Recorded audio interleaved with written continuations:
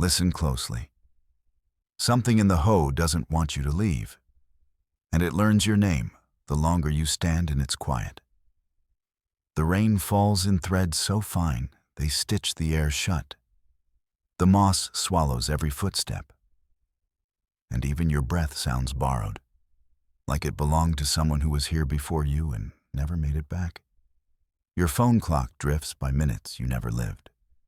Your compass circles like it's circling a drain, and from the trees comes a sound that doesn't match the mouth that makes it. If you hear what sounds like your own voice just ahead on the trail, don't answer. The forest isn't calling for help. It's measuring how close you'll step to the place where the hush gets absolute and the path under you moves. And by then, it's already behind you. You step into the hoe like a slow breath you didn't realize you were holding. And the forest answers by closing around you with a softness that feels kind until you notice how completely it muffles your sound. The moss drinks your footsteps. Your jacket scuffs against fern tips and makes no ripple. Even the drizzle seems careful with you, stitching a fine mist into your hair and sleeves until you are part of it, damp at the edges, blurred by green. The trail you chose was supposed to be easy. A simple loop cut through old growth where the trees arch like ribs and the light filters in broken and stained. But the forest receives you with that hush people write about. And you understand, briefly, why anyone would lower their voice here without being told. It is not reverence. It is caution. The quiet is not empty. It is listening. They call this place one of the quietest soundscapes in the country, and within minutes you know why. Every surface is padded, every trunk upholstered in moss, as if the forest has been tenderly swaddled to stop it from crying out. You hear your breathing and realize that if you stop, the world stops with you. And you wonder how far this quiet goes, how wide, how deep, and whether the boundary is something you can walk across without feeling it slide over your skin like a membrane. The rain is constant but timid, the kind that turns the air into a medium you move through, thicker than air and thinner than water, a perfect reason to keep your head down and your hands inside your sleeves. The first odd thing is the clock.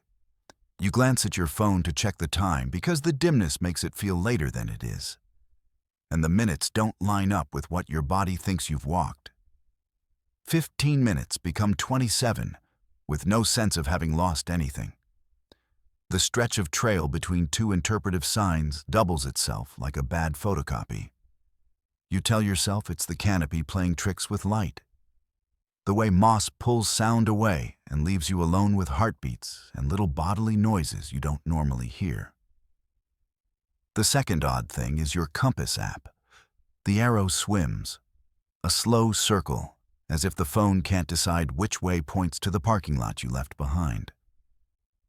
There is a warning about relying on devices in wild places. You remember reading it in the park's guidance, something about planning and safety and not letting yourself be lulled by signals that can falter where the trees crowd in. And you pocket the phone with a shrug that feels like a lie. You tell yourself to keep moving. The rain might be heavy here. More than 100 inches a year, you'd read, an architecture of water.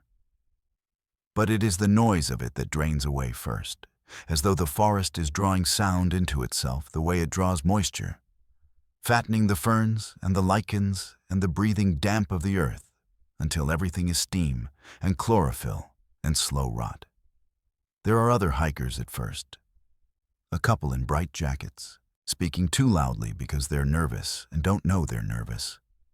A family with a child who argues about walking. A solitary photographer stepping off the trail to point a lens straight up at a vault of branches. They pass in ordinary ways, with nods and small smiles. And then, without any break at all, there are no more people. You stop and listen for a footfall that isn't yours. A voice, the squeak of a backpack strap. And the forest gives you nothing but the soft, percussive tapping of droplets and some distant, careful motion that might be a bird or might be something heavier, transferring weight through brush with patience. You tell yourself you wanted this. This is why people come. For the green, the quiet, the rain that isn't wet until you look at your wrists and realize your cuffs are darkening. You tell yourself you are lucky to be early, to miss the crowd that will arrive when the day brightens. Because the hush of this place is reputed almost formal, a thing people defend and measure, a silence they talk about protecting like a fragile species. It gets darker without getting late. The canopy glues itself together more tightly as the trail narrows and lifts, and you pass under a natural arch where a tree has bent and fixed itself like a rib in an enormous thorax. The air smells close and clean, humus and damp wood, and something sweetly green like a greenhouse. The trail markers are infrequent but present, and you relax when you spot a small sign you recognize from a blog post. A reminder that this is a loop that people take their families on, that the moss is thick enough to suggest fur and the trees old enough to hum if you lean against them. Still, it is within that comfort that the third odd thing takes shape. A kind of static in your head. Like the quiet has reached a pitch your ears can't translate, and with it a whisper that is not a whisper because it contains no sound. It is instead a rhythm your body knows and pretends is your own. It says your name, except you are alone. You pause and wait for the inevitable explanation. A hiker rounding the bend, a voice bouncing off damp trunks. But the loop offers only the green hallway ahead, and the suggestion of movement in the periphery that you've already learned is the ferns breathing in the weak light. You decide to speak. You say hello, a quiet testing word meant for human distances, and your voice takes one step forward and falls into the moss, and nothing returns. You listen more carefully and catch a different noise entirely. A thin popping like bubbles rising through mud. Then the shiver of something very large stepping once through wet leaf litter a long way off. Your heart accelerates. The list of animals here is not long where danger is concerned. Elk, black bears if you blunder into them wrong, cougars that avoid you 89 times out of 90. But the certainty that something has taken an interest curdles your sense of the trail and of yourself on it. You move again.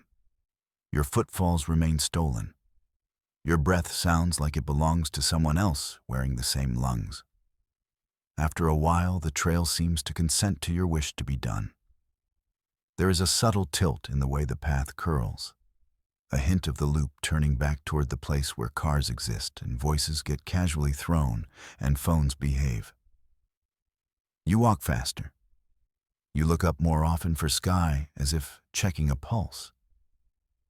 The fourth odd thing happens near a small, shallow pool where the canopy opens just enough for the light to make a pale coin on the water.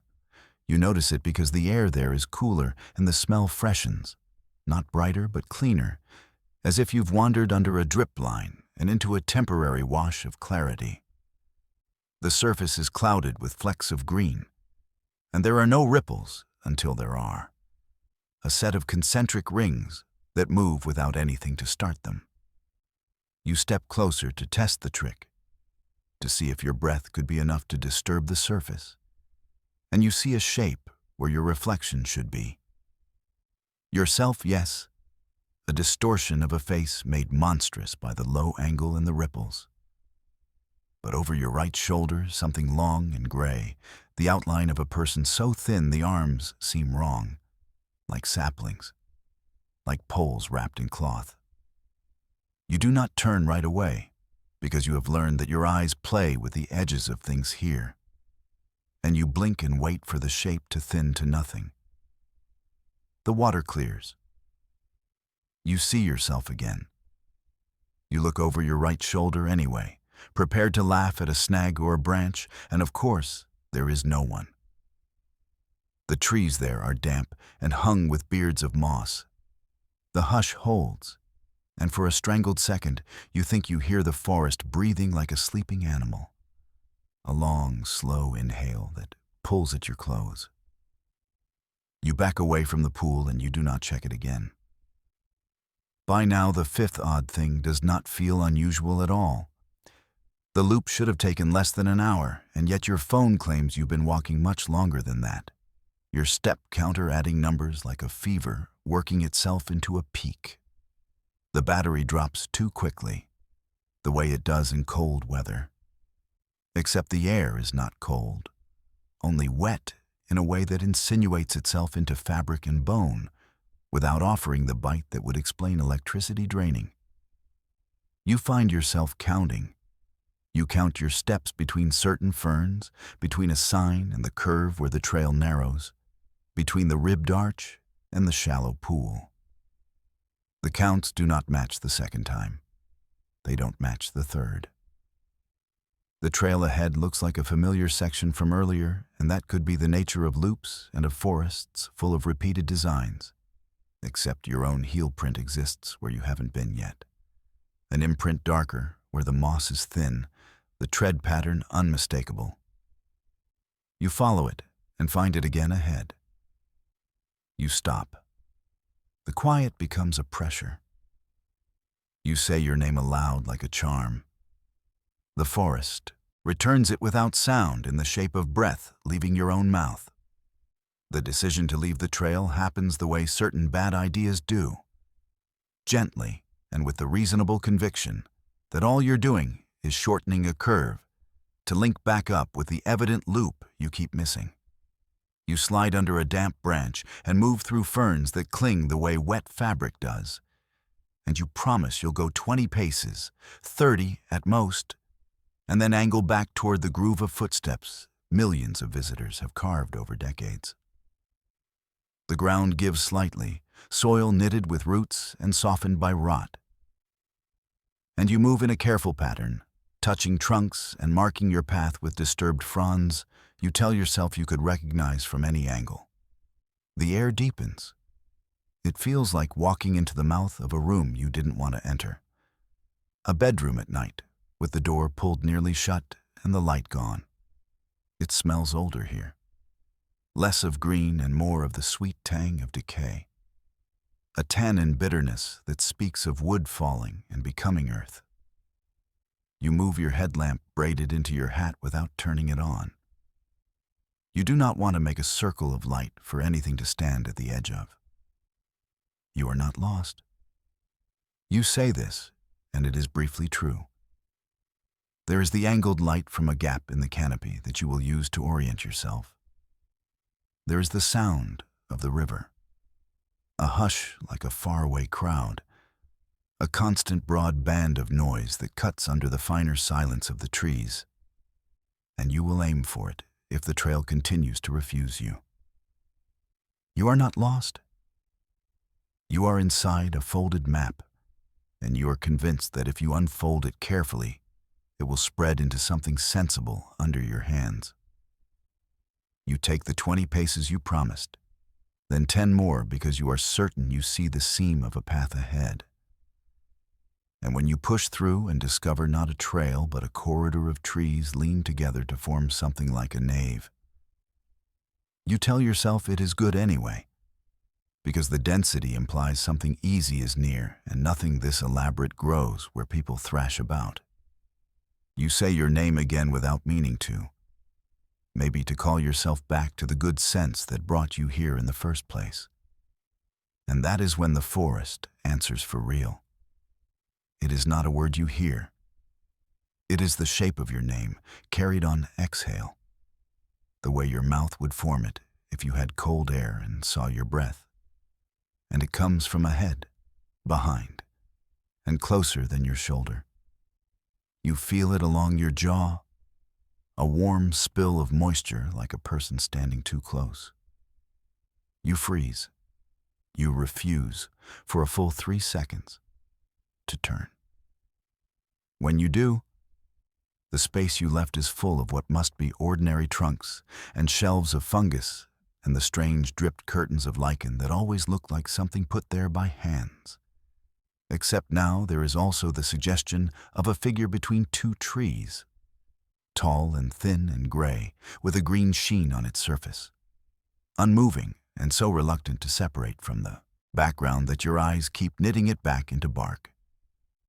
You tell yourself that fatigue and the hush and the wet have made you foolish, that you are mistaking a paired set of trunks for a person, a pareidolia engineered by a forest expert at confusing edges and lines.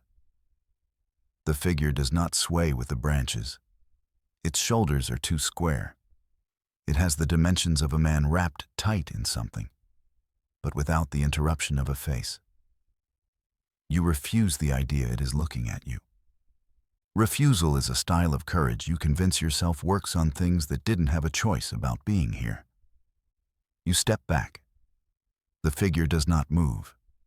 You step again, slow and careful so that nothing in you startles into running. You want to blink and find the gap filled with only what belongs in a forest. You blink and it is closer by an unmeasurable margin, the way bad light makes margins bleed. Your breath changes. It grows careful. You normalize the possibility that panic in a place like this tastes like choking on soft air. You decide to speak again and choose a word that isn't your name because you will not put that in the air for anything else to hold. And you say sorry. You don't have a reason. It feels right. The forest does not accept or reject the apology. It eats the sound. You finally turn and walk toward the river's long hush, the way a person walks toward a human-made sound in a disaster. You do not run. Running would make you interesting. Running would make you prey. You walk until a step goes wrong, and you dip to your knee in a pocket of soil.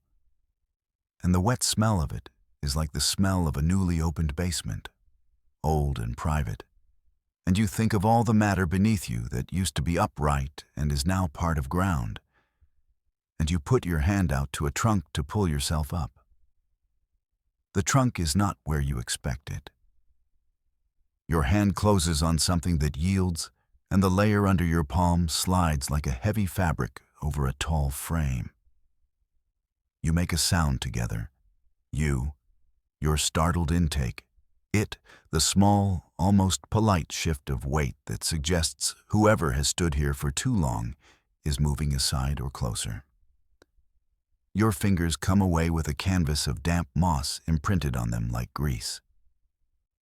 You wipe them on your pants, and your hand leaves a streak the exact height of your thigh on the dark fabric, a mark you will see later and not be able to own. You do not scream. The forest is built so that screaming is pointless, and some old part of you knows not to waste breath inside a room designed to take it. You stand up. The hush grows dimmer, and the river's constant shushing grows sharper, as if you have stepped out of one frequency and into another. And you aim your body toward it, like a needle on a compass, snapping to a line that stops wobbling. The canopy breaks in a narrow seam you have not earned, and the light that comes down is so thin it clarifies rather than brightens. And through that seam, you glimpse the pale gray of an overcast sky and believe in it the way people believe in signs. The river is louder now, and you think about flood maps and the way the Hoe from a distance looks like a ribbon of milky slate moving heavy with silt. And you count that as good because rivers have banks, and banks have path networks. And you can put your feet on something mythically stable like gravel. You do not look behind you because it feels like an invitation.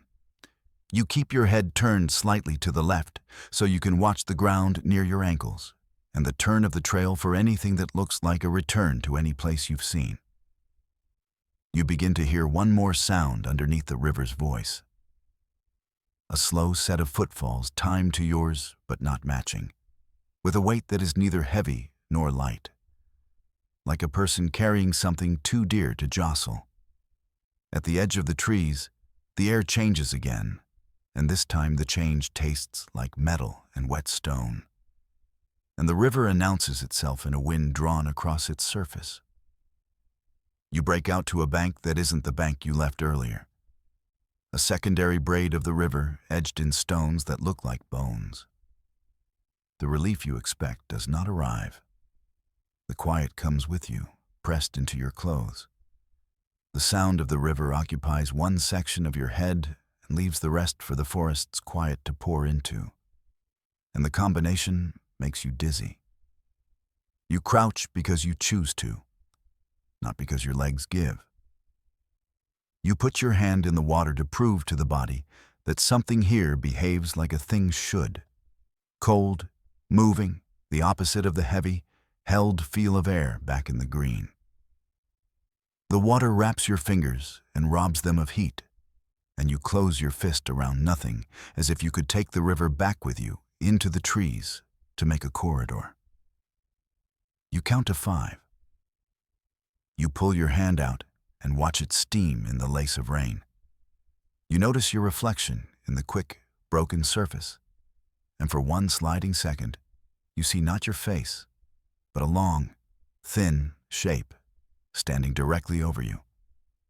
And beyond it, the green dissolves into ribs. You stand. You move along the river, staying where the stone is packed and the brush thins, and you aim yourself toward the idea of a trailhead, because your mind is certain that if the cars and signs exist, they must exist downstream as much as upstream. The forest attends to you without branch snap or breath on your neck. It holds you in its muffled palm. When the path reappears, because it does, grudging but real, you step onto it with the tentative foot of someone testing an ice sheet. The dirt is compacted. Your heels find familiar pushback, and you follow it with a speed you justify as practical. The interpretive sign you pass is blank with rain, the text a blur, and you do not lean close to decode it because the idea of bringing your face close to anything here makes your skin clammy. You check your phone once as a joke to yourself, and it shows a time that doesn't make sense, and a battery at a percentage you don't remember dropping to. You do not take a photo. The last thing you will want later is proof that matches your memory. The parking lot arrives like an error. It is abrupt and embarrassingly normal. The rectangle of asphalt with painted lines, a trash can with a sticker that reminds you not to feed the scavengers, a set of cars with human sounds trapped inside. A child's complaint leaks from a cracked window. A trunk slams. Someone laughs in a short, too loud burst, and you flinch at the violence of it after hours inside muffled green. You stand for a moment at the boundary where the trail burps you out into ordinary, and you try to reconcile the two worlds. The thing that stood between the trees belongs to the one behind you. The gray, thin outline is not here. You wait, half expecting that if you look back, you will see it standing at the edge of the trailhead sign. Patient, done with pretense. There is only the forest, pretending convincingly to be forest. You approach your car with your keys already in your hand, and your mouth tastes like wet copper. You get in. You lock the doors because habit is an easy kind of magic. You sit for a long time without starting the engine, and your breath fogs the inside of the windshield exactly where you would expect it to. You write your name in it with one finger and then wipe it away so quickly it feels like an apology to something that might be looking.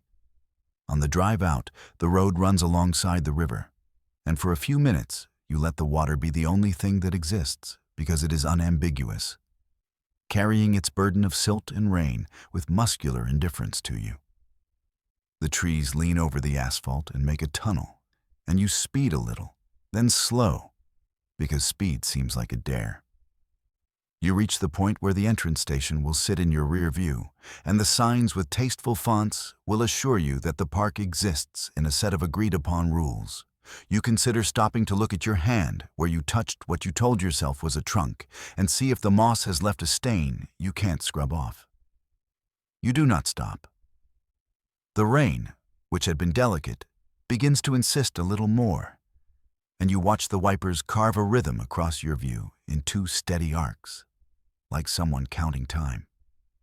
You do not look into the trees more than you must. You do not look to the passenger seat, no matter how convincingly your body tells you it would be normal if someone sat there, damp, thin, patient, smelling of clean rot and wet cloth. You steer carefully. You think of the countless people who have walked in without incident, how the quiet made their shoulders drop, how the moss made their photos soft and pretty, how they went home and slept without waking to their own names whispered from outside a bedroom door. You think of the handful who felt the quiet evolve into a pressure, and the rain into a veil, and their own breath into borrowed property. Later, in a room with dry air and corners and a thermostat, you will try to tell the story the way it should be told to a person who was not there. But the words will refuse to behave. They will break into impressions and fragments. Your mouth will insist on the hush first, as if the auditory fact is the only one that matters. And then the smell. And only after that the shape in the water that made you finally admit what the quiet had been promising. You will not say monster. You will not say ghost. Those are shortcuts and mistakes. You will say the forest had a person-shaped absence that filled itself when you looked at it, and that it learned your name from the breath you wasted. You will laugh once and tell whoever is listening that, of course, it was nothing. That the Ho is famous for battering phones and confusing compasses, making people feel like they've been walking longer than they have because of how the canopy eats light, because the science of it is sound. And you will make that laugh for yourself as much as for them. In the middle of the night, if you wake to the idea of someone standing at the end of your bed with a damp patience, you will not turn your head right away. You will wait to see if your breath returns to you sounding like itself before you invite anything else to be real. And if a thin whisper brushes your cheek the way fog does when you step into it, and if it has your name in it, even without voice or lips, you will not answer. Here you will tell yourself, there are walls. Here there is no moss to drink what you give away. Here is not the place that listens back. You don't come to the Ho expecting voices on tape. You come for air you can sip and the kind of green that feels like it's thinking about you. That's what she told her audience the night before, leaning into the cheap mic, half laughing at herself for booking a solo week in a rainforest to restore the channel's vibe. She framed it as an experiment in quiet, a series where she'd record long, clean soundscapes and lay whispers over them later. The plan sounded easy. Walk a mile or two down the Ho River Trail each morning, sit in the moss at 1 square inch of silence, and leave the recorder open while the place breathed. Back at the car each afternoon, she'd scrub the files and pull out texture. Rain like tinsel, ravens fluting, water stitching itself into the banks. Her subscribers liked the sincerity as much as they liked the fear. They'd been telling her for months to stop with the haunted hotels and give them something real. Here was real. Here was a canopy that edited airplanes out of the sky and a river that spoke in a low, full sentence all the time, and ancient trees that made her human voice embarrassingly small. She didn't bring a camera.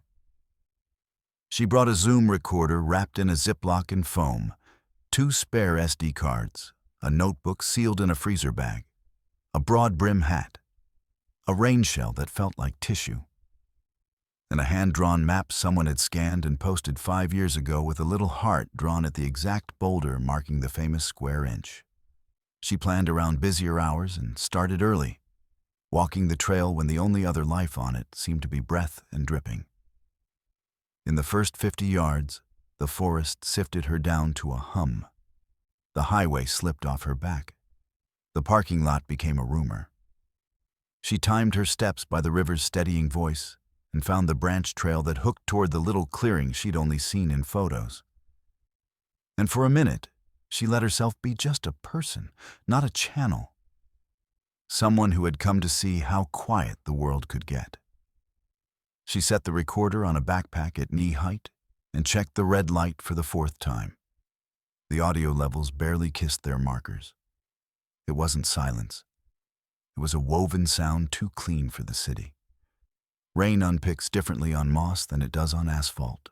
Wind is a body without edges. Birds make their small, confident declarations. She scribbled a quick note in the plastic-wrapped book. 8:14 a.m., light rain, river to the south. No planes for 6 minutes. And sat still. The stillness made her aware of her mouth, of the way breath touched her teeth, of the hospital quiet between heartbeats. There was a kind of impatient joy with it first. She would bring this back and lay a story over it about pressing your ear to the world, and they would comment that it felt like being there, like being held. At 11 minutes, a thread of sound entered the weave. Not a bird, not a drip, a syllable opening like a seam under the noise. She told herself it was the river reshaping a pocket of air under a log. She told herself it was her own throat working and the mic catching some biological shift too subtle for the head to notice. She kept still, because movement is a footprint in audio, and because you can't know a sound until you let it behave. The thread came again, dragged across the bed of rain and leaf and far water. Her name. It wasn't true. It was a coincidence in the bands. A two-phoneme smear that happened to line up with the shape of her. She let a grin slip because the mind is a pet that loves tricks. She watched the red light. She ignored the itch between shoulder blades that told her the quiet had turned a degree heavier. She played it back right there, hunched against the backpack with the tiny speaker at her knee. Bad practice. Playing audio in a quiet field is like lighting a cigarette in a hay barn. It repays you by ruining what you came for. But she needed to know if it was real, if the recorder had invented her. She scrubbed back with a fingernail and listened. Rain, river, a crisp blank that wasn't blank, a syllable arriving without footprint. The not-quite voice had no breath under it. It came from a mouth without lungs. It pronounced her name like somebody trying it on, slow and curious. The second one came closer. The third one came from behind, as if it had learned about left and right.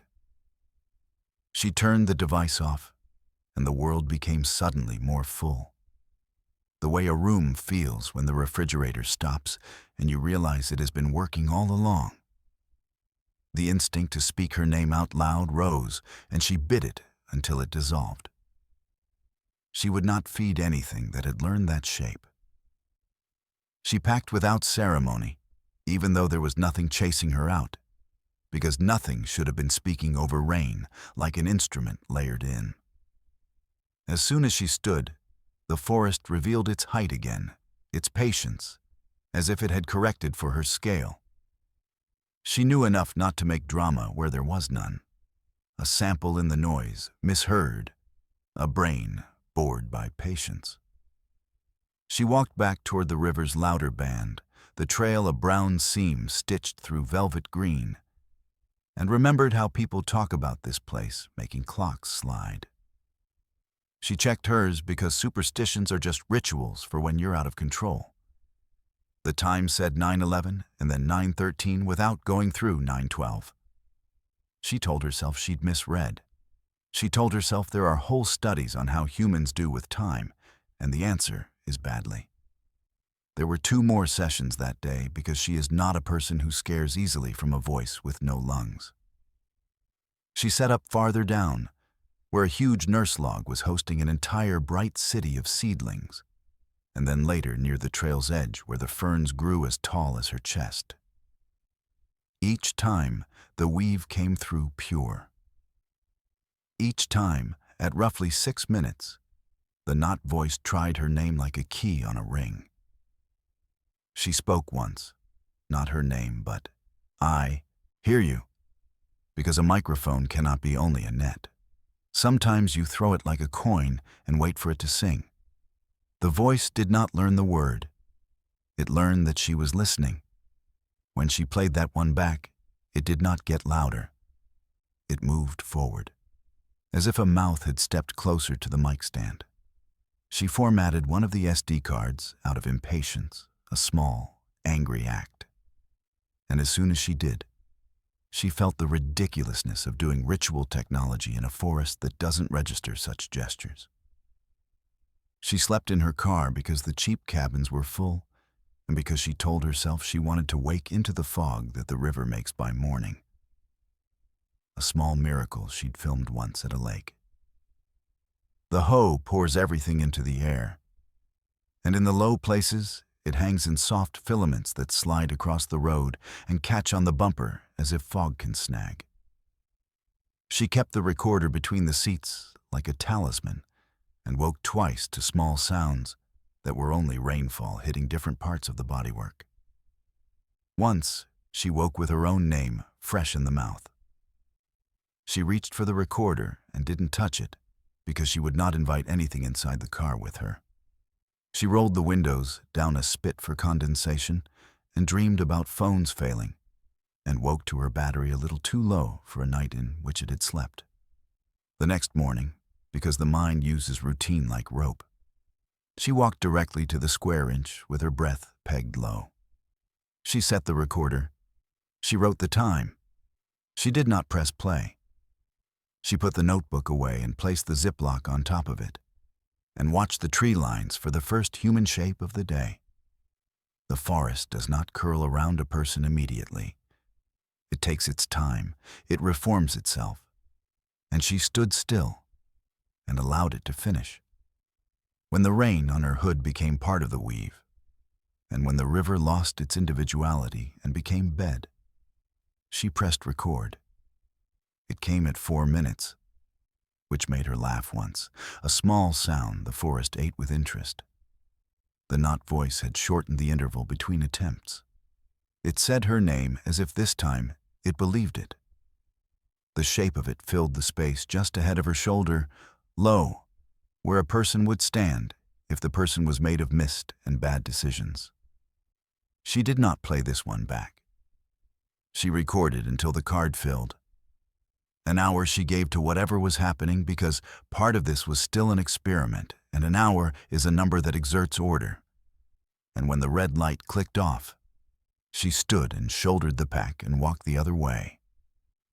Whether or not something without lungs could follow, the trail was a line, and lines are designed to lead you to doors you know.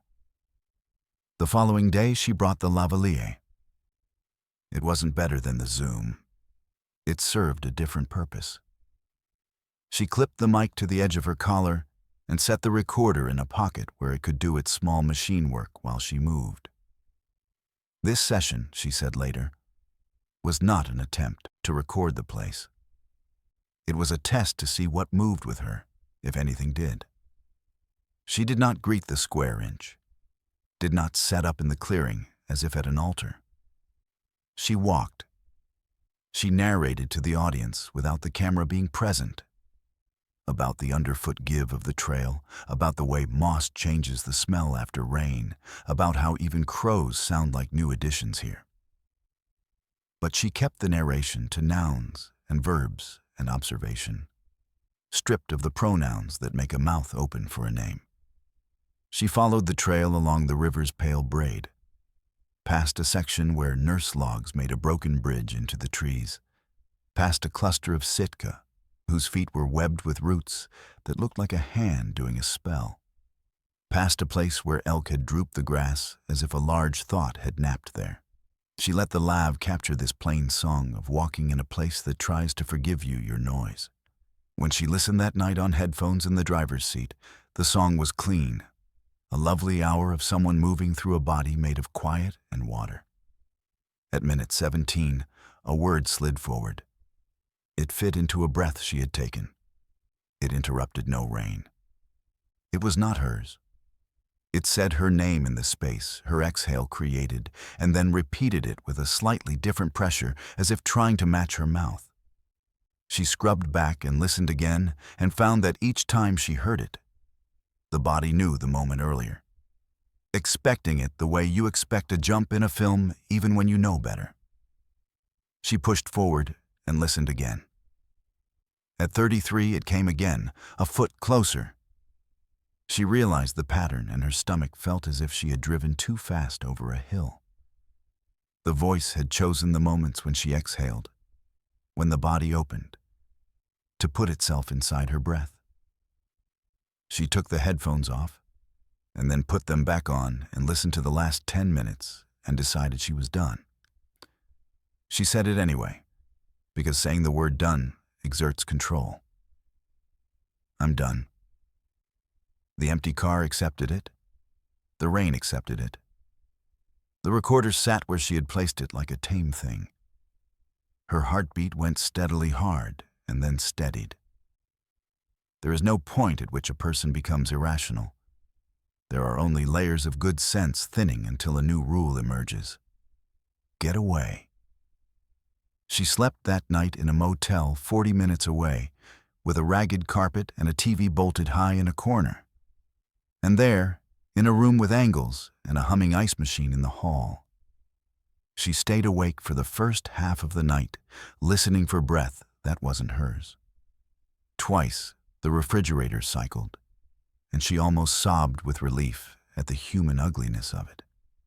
The third time she woke, it was because she had turned her head, and in the corner of the room, near the ceiling, a darker strip of dark had lengthened the way a shadow lengthens when someone steps into it.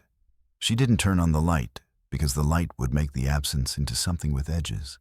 She looked at the shadow and spoke into the motel air. I'm done. The dark strip unshaped itself and dissolved in the modest, brave glow from the parking lot. She drove away the next afternoon with the kind of shame that attaches to people who leave a thing they announced they would finish. A shame that isn't warranted by anything but pride. Her audience would forgive. They liked her well enough to accept a blank square rather than a music bed. She planned a new story, less about haunted quiet and more about the human skin and how sound becomes a membrane. She thought she would title it with a joke about names, and put the recorder in a desk and let it put its little red eye to sleep. She didn't open the files again until the following week. Work piles up. Life insists. Fear rearranges itself into something you can pick up and look at without getting residue on your fingers. When she did finally listen in the apartment, with a plant in the window and not enough kitchen space and the refrigerator doing its human drone, she put on full cans, closed her eyes, and let the hour lay its weight on her. She had to finish the experiment, if only to give herself a shape to refer to later when the body asked questions at 3 a.m. Rain, river, careful feet, an animal moving far off. Her breath. Breath again, the space where she laughed once, because the voice spoke early, like a neighbor who interrupts. She was braver in headphones. There is something about committing the ears completely that creates a border. Sound stops at the skull. The room is outside. You can lift the cups and break the spell. The first instance arrived at 4 minutes and made the skin of her arms pebble. The second at 9 made her mouth part. At 17, the not voice said her name inside her exhale, and she held her breath like a child under a blanket. At 33, it joined, close as a hand cupped at the ear. At 49, it said the name and then a second word that might have been here, or might have been the next syllable of her name curving wrong. And between 56 and 57, the recorded world altered. In the field, in the forest, she had paused at a trail junction to turn and make sure the long, human line of path existed behind her. On the recording, the rain slackened. Her breath took 2 longer pulls. Her shoes whispered on wet duff. Then there was the sound of her name, not laid over the breath, but stitched under it, as if it were the bed and her lungs the instrument. After it, a sound like 2 fingers sliding down wet glass. Then the gentle sound of something brushing fabric. Her collar, she told herself, the lav mic moving. Then a third sound that did not belong to the forest, to the river, to any man-made gear, a sound that belonged to mouths. A click of a tongue on the palate, small and soft, close at her ear. She yanked the headphones off and stood so fast the chair bit her calf. Her apartment did not change. The plant still needed watering. The refrigerator still hummed its domestic life. She sat again because the only way to prove to the animal that she was not prey was to behave like a person between walls. She pressed play. In the last 6 minutes of the recording, the not voice learned a new trick. It didn't try her name. It tried her breath out of order. It put an inhale where an exhale should be, matched perfectly to her rhythm, as if it had found the loop and wanted to show it to her. The body knew the trick at a level the head could not narrate. The neck prickled and the eyes stung and the hands curled, remembering moss and the texture of something that wasn't bark sliding under the skin. She stopped it at the last minute because she didn't want to know how it ended. Because endings are doors, and she did not want to make another into the room. She saved the file. She did not rename it. She unplugged the recorder, wrapped it in a towel, and put it in the oven. A stupid choice, an instinct for boxes within boxes. She left it there for 3 days and did not cook, ate from cartons, drank at the sink, turned the news up too loud. Her name comes easily through apartment walls. People say it on the street. Baristas say it with daylight in their voice. She avoided it as long as she could, and then she slipped once and set it into her bathroom mirror to prove to the house that it belonged to her still. The first echo of it came from her mouth. The second came soft as fog from somewhere near the ceiling, as if the forest had taught the air here how to behave. There is a reason people tell stories, even when stories cost them sleep. It's how you make a fence in the head. She told this one out loud to a friend who didn't believe in machines or places that learn you. And they sat on a city bench while buses groaned and a kid played loud music on a phone. And she explained what a weave sounds like, and how names are fragile, and why breath is a door you open and close all day, without thinking. The friend asked if she had fiddled with the audio, if she had layered something in without noticing, if she had worked too long in headphones before this, and her brain had grown a new shadow. Sensible questions. She said yes to some and no to others. Then, because the mind loves proof the way animals love burrows, she offered the headphones and the last 10 minutes of the Thursday file. The friend listened with eyebrows lifted in polite expectation. At minute 56, the friend's shoulders stiffened a small degree and remained at that angle. At the end, the friend took the headphones off carefully and looked down at them like someone looking at a stiff drink they don't remember ordering. "I heard someone call you," the friend said, and used her name. And the way the sound hung in the city air made the bench feel less solid. "It's Rain," she said. "It's your brain." "That's what I thought," the friend said, "until the part where it said it with your breath." The next day, she mailed the recorder to a P.O. box she'd set up for giveaways. No address, no return. Just an object without a context, floating through the system that moves the world's things from hand to hand. It's not a solution. Solutions are for problems. This was a door. Maybe all she did was move it, but that felt like an act with a different intent than locking.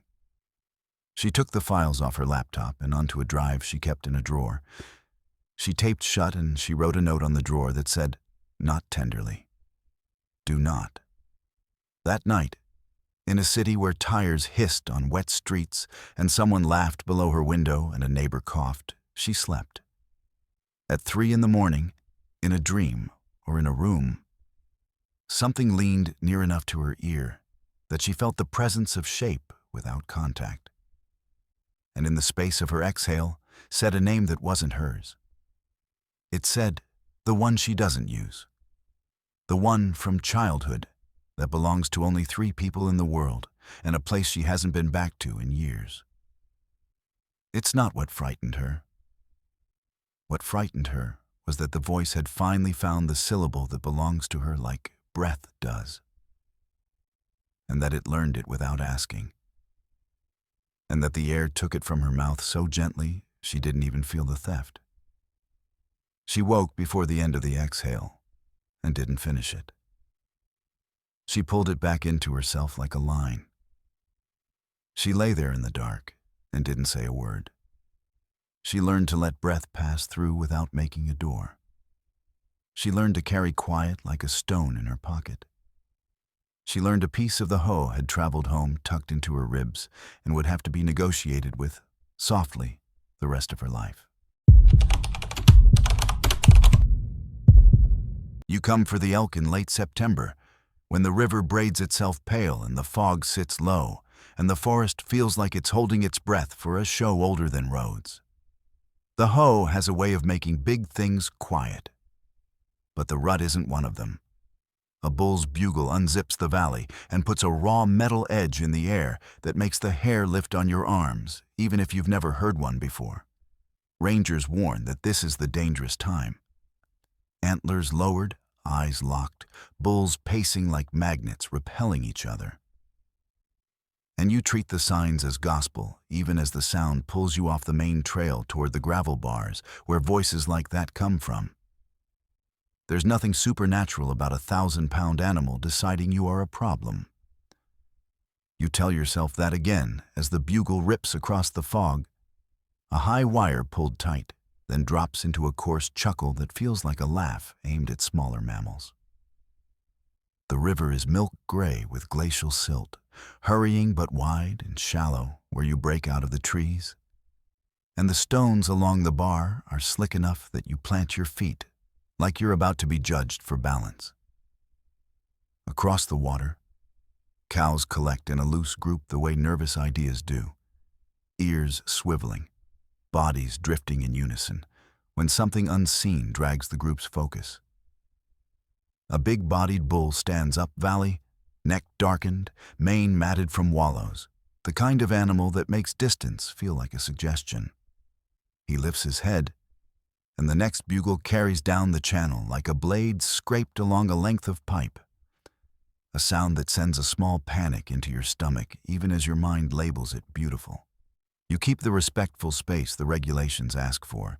Too many stories of people caught flat-footed by an animal that can pivot faster than you can think. And you plant yourself behind a driftwood root the size of a small car and let the performance do what it does every year until winter slams the door on it. Another bull answers from unseen country downriver, the pitch a little brighter, the vibrato thinner.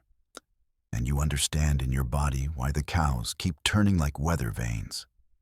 The big bull's head swings, antlers fletched with alder leaves and wet grass, and he steps into the current the way a sure thing moves. Not careful, just efficient. The water piles against his chest and fans away in sheets. And when he climbs onto the bar near your side, he shakes himself, and the spray comes off him in an arc like a thrown net. Your heart climbs without asking. The advice says, make distance if a bull closes your space. Pick a tree. Put something between you and an animal designed to push problems aside with bone. You don't move yet because movement attracts attention, and because the driftwood root is a poor shield. But it is a line you understand. A thing you can touch that feels like rule. The bullseye catches the fog-filtered light, and for a moment you get that human mistake where you think an animal is. deciding in words. It doesn't need words. It lowers its head a fraction and paws once. A raw scrape that exposes wet stone and throws up a spray of silt. And the sound is an edit in the river's constant sentence that makes you swallow. You curse the fog, then love it. It hides you, and it hides everything else equally. And the valley becomes a set of silhouettes moving in a white room. The cows fold away like smoke, and the bigger bull moves to pin them with his presence, bugling again, the noise a knife through cloth.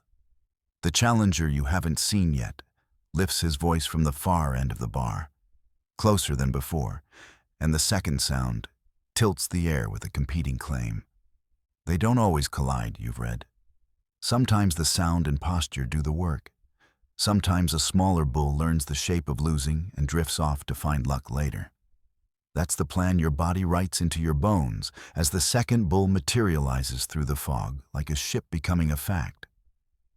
Not as heavy in the shoulders, cleaner antlers, eyes burning with the kind of heat that belongs to things that haven't yet paid in scars. He plants and rakes the ground as if to pull the river to him. And the two voices for a moment come so close together that you can't tell which throat is cutting the valley and which one is answering. You take 2 slow steps back, and the stones shift under your boots in that treacherous way river rock has, slicked with the finest possible mud, made to look like terra firma until you ask it a question. Your heel slides to the edge of a pale patch that looks like sand, but behaves like a trick. The hoe carries ground in its blood. Glacier flour and timber, whole logs casual as twigs. And the bars hide pockets where water moves under a skin and waits for a foot. The crust holds until it doesn't. Your boot drops 6 inches and then another 6, and the river's skin climbs your ankle as if interested. You lunge forward and it holds you 1 elastic, means second longer than it should, as if something soft is jealous and wants you. It's only silt doing what silt does. Panic writes wrong names on things. You rip free with a sound like a slow kiss and stumble toward the driftwood as the bulls close the last of their fog distance. When antlers meet, the valley hears it. It's not Hollywood.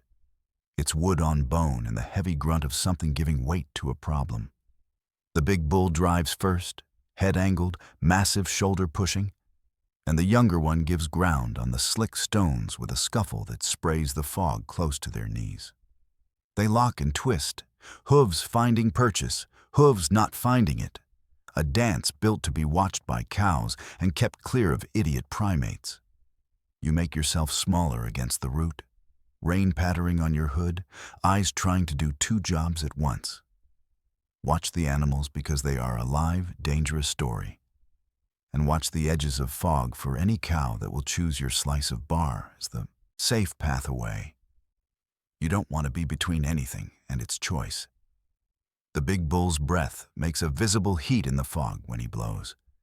And a sound comes out of him that isn't the famous call, but a hoarse, domestic noise. The kind of sound an engine makes when it's working too hard. He drives the smaller bull across the lip of the bar and into shallow water, and the current gets a grip on their legs, and the twist of bone and muscle becomes something new and stupid. A fight in a conveyor belt. They break, clash again, and the smaller one does what smaller things do when they are smart. He disengages while his feet still know which way is floor, and he turns that energy into motion that isn't retreat so much as reallocation. He runs, not past the cows, but down the bar, bugles once more as if to remind the valley that he isn't humiliated, and disappears into a thicker smear of white.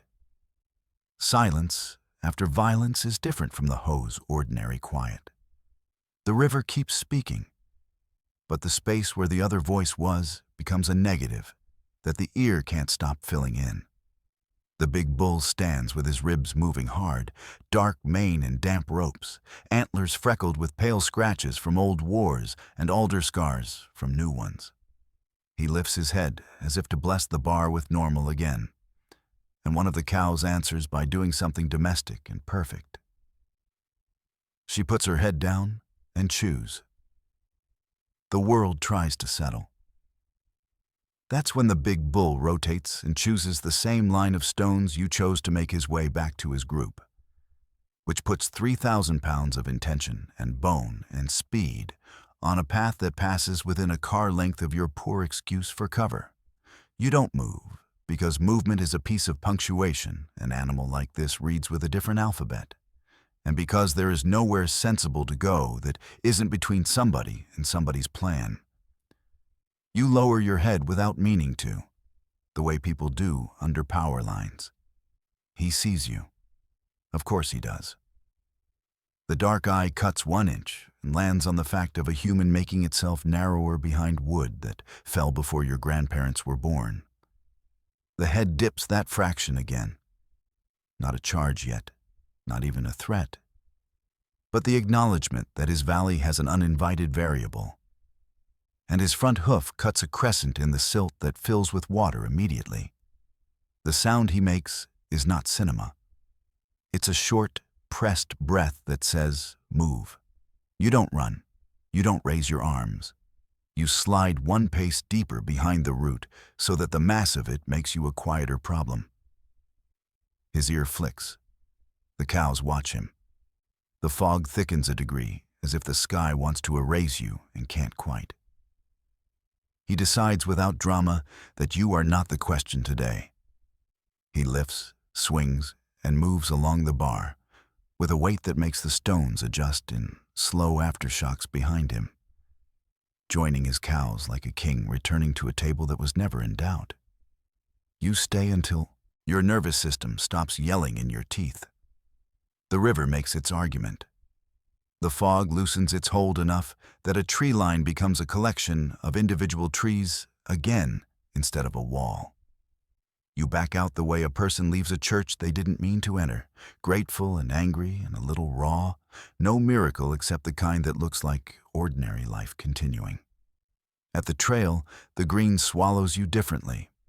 You aren't prey anymore. You're a bystander walking out of a town square after a public fight. You pass a sign that reminds you, with icons and a polite imperative, to give elk 100 yards, and your mind counts the distance you kept like a child, as if good behavior is a shield that works against physics. The bugle that rises behind you a few minutes later is not meant for you, but you feel its edge anyway, and it trims a thin sliver off your composure that won't grow back today. Back at the car, the valley's noise turns into human noise fast. Doors, laughter, a thermos uncapping, a map being unfolded with a special irritation paper makes when it's damp. You hang your muddy boot by a lace and dig out a towel, hands shaking a little, not from fear, but from having been inside something honest and heavy. People ask where the elk are. You point downriver and say you heard them, which is true. You don't say you felt the sound in your soft parts like a metal flavor. You look at your hands and think about the pale patch that grabbed your boot and how easy it is to mistake a crust for a floor. You think about 1,000 pounds choosing not to be interested in you and how thin that line was. 3 seconds of eye and a hoof's short scrape. And how in a different story, with a different person, or no driftwood root, or a different mood in the animal, the valley would have told a louder truth. Then you drive out with the windows cracked to let the river's cold breath clean you. And when a new bugle rips the fog back where the trees open, you don't slow down. You hold the wheel like a promise you're keeping. You hear about the cabin from a ranger who doesn't call it a cabin. He calls it the old guard station up valley, 9 miles on foot along the Hoh River Trail, a rectangle of logs built in the 1930s that still looks the way it did when horses tied up and radios crackled like campfires. He mentions it casually when you ask about day hikes past the Hall of Mosses and Spruce Trail, the ones everyone does. If you go that far, he says, You'll pass the meadow and the shed and the shelter that replaced the one the tree crushed in the 70s. It's nothing dramatic, just a place that reminds you people used to live out there longer than a shift. The way he says it makes you picture a room that remembers names. You leave early because 9 miles in a damp valley always feel longer than 9. The river keeps its voice low, the forest absorbs your footfalls, and the trail holds a rhythm you can teach your breath to follow. The first hours have the friendliness of signage and familiar loops. Small maps with tasteful fonts telling you where you are and how far to go before a footbridge and a creek. Past the places with gloss, the tread narrows and the green folds in, and then it opens to what the ranger must have meant. A meadow that reads like a pause in a sentence. A piece of sky pressed down onto grass for animals to consider. Just beyond it, the station sits as if a hand set it there carefully a long time ago. Log walls, shake roof, a geometry that looks stubborn against the moss. You feel the human scale immediately. A door the size of your shoulder width. Windows like eyes that don't blink. A porch that wants to be sat on by someone in wet socks. You're not trespassing. That matters. The guard station is still used part of the year for exactly what its title says, and the sign near the door is not a keep-out, but a reminder of its function. Residence, contact point, a piece of park history that still earns its keep. The door is secured. You wouldn't try it even if it weren't. You circle in the way people do around old human things, not touching first. Eyes doing the inventory that hands will want to repeat.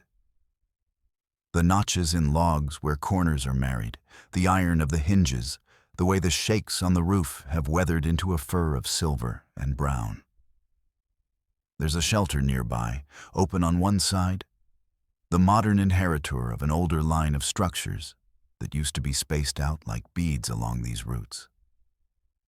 You step into its shade, and the smell of packed dirt and old smoke and wet wood folds over you. And even though all you see is a table and a bench, the air has the shape of company. You decide to wait. The sun is a rumor more than a reality in a place that wears clouds like a second canopy. But the meadow has a clear light that feels like permission to sit. You take off your pack and lean against the shelter's inside wall, and imagine what a long night sounds like when you are the only human voice for miles. Old stations aren't haunted in the way people make jokes about. They are haunted by work. Meals cooked, boots dried, lists made, storms counted. The hose quiet presses its palm against old wood and takes an imprint. And later, on days like this, it gives it back. You hear hooves in your head before you hear them in the meadow, a uniform tapping, then a tearing sound as teeth pull at grass. Elk, the valley's weather. You stay small and still. You've read the rules. And besides, watching something that belongs here operate without needing you is a better use of a morning than most problems people invent. The first odd thing is a smell that doesn't match the day. It's not rot and not rain and not wood smoke. It's soap.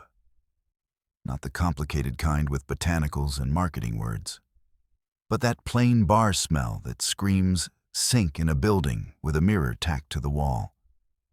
It drifts through the shelter as gently as a person walking by.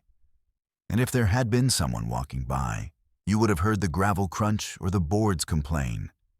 You think about the station's interior, bunk, stove, a narrow shelf, and wonder if the ranger is in residence, if there's a routine you're hovering at the edge of. You step to the doorway and look toward the station. The windows hold the meadow. Nothing else moves. The smell lingers just long enough to decide it's real, and then fades the way a person can move through a room and take their heat with them. The second odd thing feels like memory being placed, not recovered. You sit again, and the shelter wall at your back translates your pulse into wood. You close your eyes because the day asks for it, and when you open them, someone has sat opposite you at the table. Not a person, an arrangement. The surface shows damp circles as if a cup was set down, then moved, then set down again. The circles are not there. Then they are, already drying, and your throat makes a sound you don't recognize. A short laugh that isn't a laugh. The air holds a cooler line across your shins, as if someone's knees under the table moved the air and forgot to move the dust motes with it. You tell yourself a narrative that fits the world. Rangers use this place. Water condenses. Shapes happen. You stick to the narrative until it lets you breathe. A voice would be a relief, even a distant one. What comes instead is the small report of a hinge that remembers, from inside the station's log walls. It's the sound doors make when they decide to open into rooms that need them. Then silence again, the meadow's polite, endless breath. Your body misreads silence as consent to leave. You shoulder your pack because moving while you are still calm is better than moving later because you have to. As you step out from the shelter, the station's front door is exactly as it was. Closed, secured, unremarkable.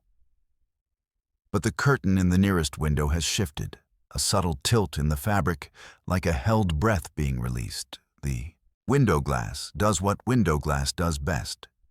Shows you a version of the meadow behind you. Nothing else? You take the trail again, meaning to put a few miles under your boots, and then turn back with the satisfaction of a thing reached and the humility the valley teaches freely. The forest takes you in the way it does people who don't argue with it.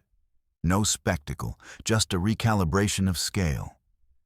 And the guard station becomes a thought 2 turns back instead of an object around the bend. The third odd thing is not subtle. Somewhere behind you, from the direction of the meadow, comes the sound of a bucket being set down hard on wooden planks. It's a noise with a human story baked into it. It triggers a picture you did not put in your head. A person, call them a ranger if you need the word, coming up the steps with wet hands and a wet sleeve and a routine, dropping weight into a container whose handle has a shape memorized into their palm. Your feet stop as if the trail had ended. You don't turn. There's no rule that says turning is bad luck. There's only the feeling that if you give this anything a face, you'll have to bring it home. You keep walking. The river holds the left side of your body like a hand. The trees hold the right like a wall. The trail passes a patch where wind once had its way, and the blowdown looks like a child's game of pickup sticks in old dimensions. You step over what can be stepped over and go around what can't. When you finally let yourself turn to look back down the seam of trail you've made, the perspective compresses into green and light. There is no person in it, no shadow moving counter to the leaves. You say out loud, for your sake, I'm not staying. The forest edits the words, files them between drip and leaf. Turning back feels like admitting something you aren't prepared to name. You do it anyway because a loop doesn't exist here unless you make it, and because most of what you need is behind you. The car, the ranger who didn't call it a cabin, the version of yourself that doesn't smell soap in the woods. When you reach the meadow again, the guard station looks precisely as it should, but the way your body reads it has shifted a few inches to the left. The porch holds shade that didn't feel like shade earlier. The meadow's softness looks staged, like a backdrop did a better job than the world. You stand in the open like someone waiting to be seen by a house. The urge to step onto the porch is so clean and so irrational that you have to inventory it. You don't step up. You say, thanks, like an idiot thanking a room, because gratitude is a way out you can live with. On the walk out, the valley behaves. Elk are only sign and scent. The river argues with boulders in its low voice. A pair of hikers pass and offer the casual solidarity of people moving through the same green tube. The human world begins to feather back in as trail signs thicken and families in bright rain shells reappear, narrating their own small triumphs. You don't think about the station again until the moment just before the parking lot makes its rude geometry in the trees. It arrives like a misfiled note. You left something on the shelter table. You inventory quickly: stove, bottle, map, hat, and everything is with you. The feeling is not about objects. It is about manner. You left without saying the thing people say when they mean to return. And there's a fragment of a routine, that old, boring, beautiful work of radio checks and lists and doors, that you interrupted by being near it, by allowing it to recognize you as someone who could be part of it. Weeks later, in a different room with a different kind of quiet, you'll be rinsing a coffee mug at a sink when a smell slides through the apartment that doesn't belong to your life. Not your detergent, not your neighbor's cooking. Plain bar soap, the kind that leaves no adjectives in the air. It will pass by you with the same gentle indifference it had out there and drift toward the hallway. And you'll feel an absurd, practical urge to check a door you know is locked. You won't, because you already know how doors work. You'll say again, thanks, to the empty shape of a room that once taught you about work by letting you feel the space a person left behind when they stood up from a table to carry a bucket across a porch in the rain. And you will mean it, and for a minute, the air will feel like a place you're borrowing from somebody reliable. You take the job because you've already said yes to worse kinds of quiet. On paper, it's routine. 3 nights monitoring game cameras on the hoe side, swapping cards, noting elk traffic, making sure winter storms didn't tilt the posts. The park started using these cameras a few seasons back to fill in gaps that helicopters and clipboards can't. And someone has to walk out and collect the proof that elk still wander through the green even when nobody's watching. You sign for the tin box of cards, a little binder, and a radio that works until the valley decides it doesn't. And you drive until the world thins to river sound and moss. The ranger who hands you the keys says the same thing they always say, half warning, half blessing. In there, what you don't hear is as important as what you do. The first day is all legs and logistics. Fog sits low enough that your hat wears a wet rim, and the trail gives you its steady heartbeat. Boardwalk here, roots there, a place where a nurse log has become a small city of thin, earnest trees.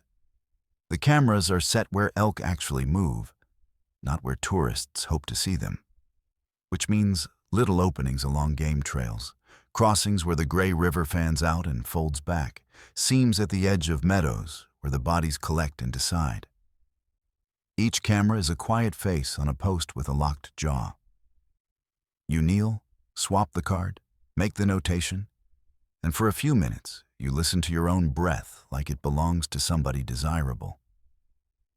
You've read the project notes. They're not trying to count every head anymore, just occupancy, presence, that essential question of, are they here? As of last season, the answer was yes. The cameras say so the way they say everything, in flat, unforgiving honesty. Near an alder that's been shredded at chest height, you spot the first surprise. Not fresh rubs, not scat, but a pile of harebell blue ribbons knotted into a low cedar branch like someone's idea of luck. They're the kind of survey flags crews use to mark lines and corners, exactly the kind you're carrying in your pack to re-tag a camera the river might have pushed sideways. These aren't yours. The knot is tidy, not the work of wind. Maybe another crew left them. Maybe a volunteer with an old bag of markers decided to bless a trail. You make a note because notes are fences. Blue flags at camera 12, unknown origin. And move on. The radio checks fine, then fuzzes, then comes back with a click that's more reassuring than a voice. That night, in a bunkhouse with a leaky corner and a baseboard heater that knows your moods, you do what the job secretly asks you to do. You look. You slide the new cards into the laptop and let the thumbnails multiply like cells. The forest's honesty is brutal in stills. Elk at night with eyes blown white by the flash, a cow's shoulder blurring as she takes a step, a calf a week into legs, a coyote halfway between decisions, a heavy bull in steam. Tab through time at the speed of your finger. You get humans too sometimes. A group with rain shells too bright, a solo hiker moving like they remembered something behind them, a hat brim and a chin. On card 7, the valley tells a stranger truth. It's an elk frame because it's always an elk frame. A cow crossing a path of wet leaves, head turned, tail neutral. Behind her, in the slot between two cedars, stands something that at first you call a trick of lichen and shadow, because sanity prefers those words. Tall, narrow, the kind of vertical that this place is full of. Except it isn't just a tree, because the edges aren't bark, they're cloth. Not patterned, not camo. Not any fabric you can name. But the matte look of something that drinks light. The frame after shows the same slot empty. The cow's tail lifts, a ghost of tension caught in the quarter second the camera took to think. You go back and forth, making the pixels tell you different stories. They don't. You tell yourself it's a hooded person who slipped the detection cone. You tell yourself it's a rain-blurred snag. You don't say the other word because the valley makes it sound like you're 12 if you try. Morning puts you back under the canopy with a fine headache and a stubborn unwillingness to glance between trees. Camera 12 has tipped, which is ordinary. Wind, elk, people who don't realize they are big in a small place. You straighten it with cold fingers and sight down the line it watches. The blue flags you noted yesterday have multiplied, tied at ankle height all the way off the main trail into a run of dimness where elk definitely move. They guide the eye with a confidence that's almost polite. You follow 3, then 5, promising yourself you'll stop at 10, because 10 is a number that makes sense. At flag 11, the valley edits a jet out of the sky so completely that the silence feels physical, like an object pressed into your ear. The flags end at a curve of the hoe where the water takes a breath and the gravel is firm. On a drift log, there's a tin the size of a cigar box, the exact model you've been swapping in and out of cameras for 2 days. It's not yours. The lid isn't locked. The decision to open it is the easiest bad decision you've made in a while. Inside, 4 SD cards in sleeves, a folded paper rain-spotted to translucence, and a flat stone the size of a palm painted lip red, like a marker you've seen photographs of on blogs about quiet. The paper carries coordinates that put a point about 3 miles up trail, and a note that looks like no one you know wrote it. If they're on yours, they're on mine. Watch 2:13 a.m., Elk Crossing. It's signed with nothing but a drawn square with a dot in it. You know the symbol even if you've never met the man who made it famous. In this valley, you're never more than a story away from him. You pocket the cards because this is your job. Close the tin because this is not. And walk out with the feeling you've picked up a thing that doesn't like to be moved. Back in the bunkhouse, you slide one of the stranger cards into the laptop. The one labeled 213 in a pencil that presses hard. The first files are ordinary and beautiful in their flat way. Elk ghosting through fog, trunks silvered by flash, rain made into lines. At 2:13, a herd crosses. Cows, calves, a ragged edge. The camera catches the last calf hesitating, returning, then hurrying to catch up. After it passes, a hole in the picture doesn't fill with a tree. It fills with a vertical, thin presence that wasn't caught in the frame before, that wasn't a branch, that wears the forest the way a person wears a coat. The air around it looks heavier in the cheap light. The frame after is empty again. The one after that shows nothing but a ripple in the leaves, as if a body passed without touching. You pause at the calf's hesitation, because that's the only part that feels like science. Animals feel pressure we don't. They know when a hallway has a new smell. It feels like science until it doesn't. Radio checks with bass are usually comfort food. Today, you use the call to steady your hands and to hear another human. You mention flagged trails you didn't place and an unsecured box. Bass is a familiar voice, practical, a cup of coffee you can drink. Other crews working that side, they say. Fog's thick. Log what you find. Don't bring back anything that isn't ours. You don't say you already did. You don't say the word that would turn the conversation into another thing. You thank them and hear the small click that means the line agrees with you. On the last night, the valley goes still in that way that makes you put your hand on your own chest for the comfort of moving parts. You dream like a person who's let the green get into their blood. Long corridors of trees, water running under skin, animals moving with news. When the knock comes, it's not at a door. It's inside the room the way sound can be. 3 slow raps that have weight and expectation. You lie there with the cheap heater's tick filling up one ear and the knocks filling the other. And you realize it's just rain stepping off the eave onto a loose gutter. You fall asleep thinking about how easily the mind gives intention to physics when it's been too long in a place that edits jets out of the sky. You leave at first light because you've learned to let jobs end when they say they're over. The trail out is the same, and not at all. The way routes feel when you walk them as one person and return as another who knows a new fact. At the visitor center, you put the tin and the cards you shouldn't have into a manila envelope with a note that says only, "Found." You sign your name to the log and turn in your radio and accept the joke the desk ranger makes about your boots being half the hoe by weight. You drive. And the moment the valley lets go of your car, the world rushes in like a rude friend. You think about red stones and blue flags and 4 frames where trees wore clothes. And you tell yourself names until the urge passes. Weeks later, a wildlife tech forwards a handful of stills with a shrugs in the subject line. The email is the kind people send when they want to be dismissive and can't quite manage it. The photos are from a different drainage, but the same season. Quinoa this time, not ho. But the forest is family, and the rules are cousins. 2 elk in a hallway of spruce. Between them, a blur that insists on being more than water. Compression artifact? The tech writes. Shadow? Trick? You answer in park language that is both honest and safe. Animals alter movement in the presence of unknown stimuli.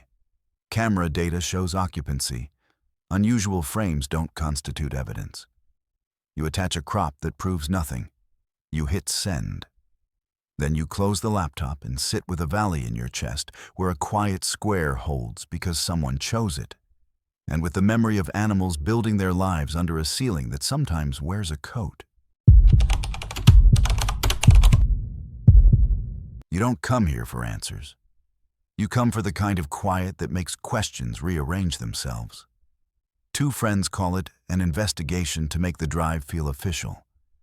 But really, it's an excuse to camp near the river and see if that story about the pond is anything more than a rumor. The rumor is simple and dumb like most good ones. There's a shallow pool off the main trail that doesn't reflect what's in front of it, only what's behind. Of course it isn't true. Of course it is exactly the kind of thing people say into a place that already edits the world down to water, wood, and breath. Still, you print a little map that shows the boot path toward the quiet stone and pack a cheap recorder because leaving it home would feel like superstition. The hoe accepts the car with its usual indifference, and the first 100 yards erase more noise from your head than a week of sleep does.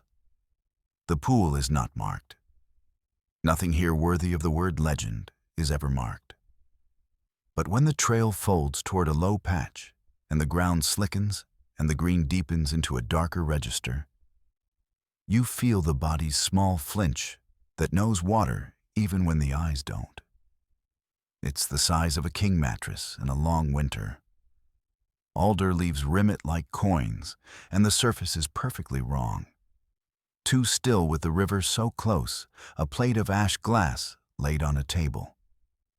You set the recorder on your pack, because rituals ask to be performed, and say nothing because names in a place like this are invitations, and you don't have a guest list anymore. The air smells like iron and fern, and the kind of sweet rot that makes soil generous. When you kneel and the water finds you in its eye, you brace for your face to look back warped by a story you don't want. It doesn't. It shows the trail bending behind you, the opening into the trees you came through, and the absence of both of you kneeling. It doesn't show you at all. There are a dozen explanations that won't make you laugh if you say them quickly. Angles, film of pollen, a skin of water that takes sky better than bodies. But none of them apply in the clean way science likes. Your friend shifts to block more light, and the pond obliges by showing a narrower picture of the trail behind that still refuses your shapes. When a couple passes on the main path, their voices slide through the ferns like two bright fish. The pool offers the gap they leave, not the people making it. You don't touch the water because the body knows not to break surfaces that are behaving strangely.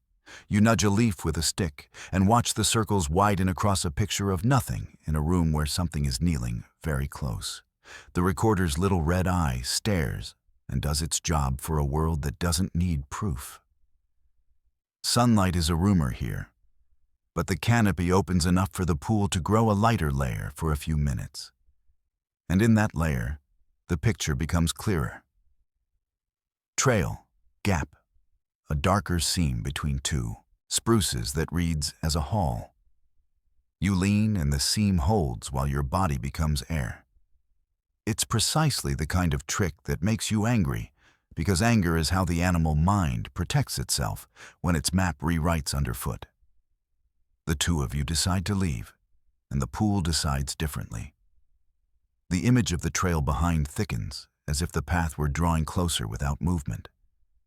And in that drawn path, in the precise place where your bodies should be standing, a set of wet footprints appears on the reflected dirt. Not yours. Your boots are planted in moss and patience, but unmistakable.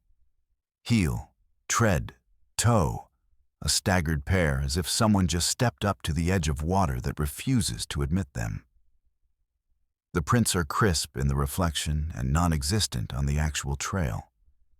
Panic won't help because panic never has posture here. The forest eats it and gives you back a worse version. You don't run. You do what people do when they want to control fear. You make a list out loud of what is happening. You describe the footprints in the reflection and the lack of them in the dirt and the way the pond's surface takes wind differently than the ferns do. A calm plate in a room that is moving.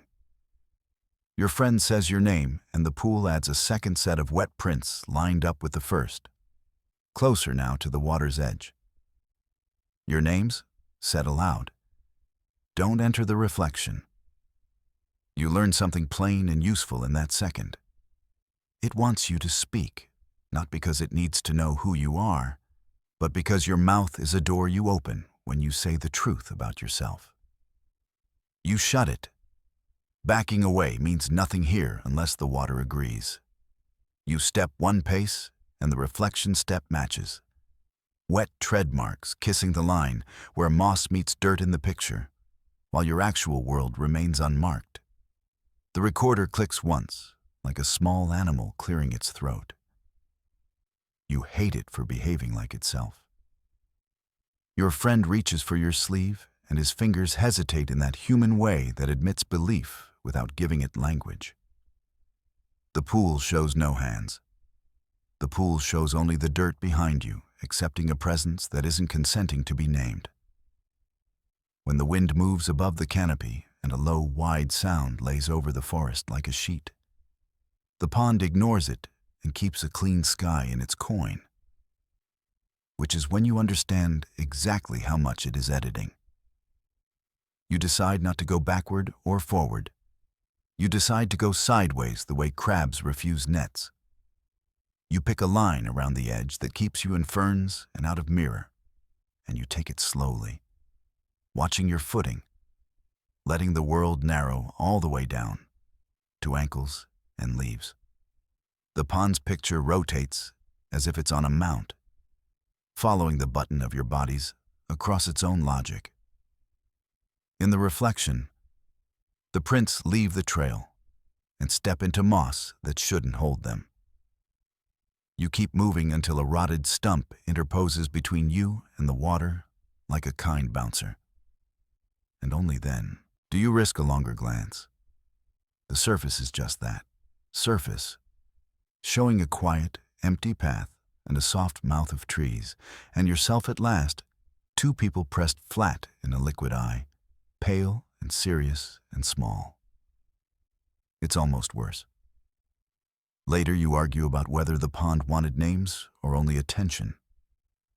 You argue about whether it learned your shapes and then tried your steps, about whether the valley has places that act like low mirrors for whatever passes, not trapping it so much as holding it the way a memory holds a smell. You pack the recorder without replaying because sometimes proof removes the only safety you have left: doubt. You walk the main trail like citizens among citizens, nodding at families, answering where the elk are with a shrug that doesn't betray the idea that something with no mouth tried to mouth you. You don't look back because you want to go home as the person you arrived as. The forest is polite enough to allow the lie for a few miles. At camp that night, the river gives you its indifferent lullaby and the trees play their old wet song. And sleep comes with the heavy hands it uses on people who've been wound too tight. You wake just once, to the sound of a single drop hitting canvas with the weight of a boot. You listen for the second, count to 10, and it doesn't come. Your friend says your name in the small voice of people who don't want to wake predators that don't exist, and you decide for both of you. You won't say anything back until morning. The recorder sits in the vestibule and whirs gently to itself, too honest for your good. Weeks later, in a bathroom with city tile and a mirror that tells no truths beyond the cruel ones, you lean over the sink and the faucet coughs air before it gives water. In that half second, the metal shows the open doorway behind you and a strip of hallway, and not the person bent close with two hands on porcelain. The reflection corrects itself so quickly you could lie about it, even to yourself. You don't. You turn and stand in the empty frame and keep your mouth closed and breathe through your nose like a swimmer who knows the pool better than the pool knows them. You say nothing for the count of 10 and then a little longer. The water runs, ordinary and clean and bright. You keep the recorder in a drawer and decide not to listen to what it took, because every door doesn't have to be walked through. Some can be watched until they stop being doors and go back to being water. And some can be left in a forest that happily forgets you as soon as you step out of it. You don't tell anyone about the sleepwalking, not at first. It starts small on the second night, waking with your face against damp nylon and the peculiar shame of finding your body at the tent door with no memory of getting there. You're solo on the hoe, a spot the ranger called calm and close to the river. The ground padded by moss so thick it makes sleep feel medicinal. You went to bed at a normal hour, head full of the day's long green, the river's low voice, the hidden white of elk ribs in a thicket where something fed in winter. You wake at 2:17 a.m. the kind of time a brain invents when it wants to be precise. To the smell of cedar and the thin trickle of damp along your hairline, and you think, sit up, close the fly, drink water. You do those things, and then you sleep again, convincing yourself morning will make the night a joke. Morning is a map of what you did. Footprints circle the tent in half moons, a confused choreography pressed into the moss. Your tread pattern stamped over itself in ways that make your stomach feel like the river when it hits a rock. There is a groove where your heel dug, a smear where you pivoted, a tight series of steps leading to a cedar with a low burl and then back, twice, as if your body touched the tree and returned to check something and then couldn't decide what. You tell yourself animals could do this, that elk and raccoons have taken to faking boots for content. And then you crouch and place your own boot in the print, and it fits the way your hand fits your pocket. You promise not to sleep with the fly cracked again. You promise to zip the inner door all the way and thread the tabs together. Promises feel like locks, and locks are a way to pretend a forest respects plastic teeth and thin zippers. You fill the day with rational acts because daylight begs for that kind of faith. You hike a loop that people with toddlers hike. Boardwalk and interpretive signs, pictures of nurse logs, and the word epiphyte pronounced politely in 1,000 mouths. You stop at a place where the air goes colder for no reason and watch fog unspool from the river in a silver scarf. And you let the quiet be what it's meant to be here. An intact thing you are allowed inside. You read warnings about food storage and distance from elk, and remember a line about how sleep deprivation in wild places does most of the hurting you'll do to yourself. You think about foxfire and the way some rot glows, about how a forest can make light without flame, and you steer your brain toward fungi and away from mouths. That evening, you make a list in your notebook so that the writing of it feels like a fence.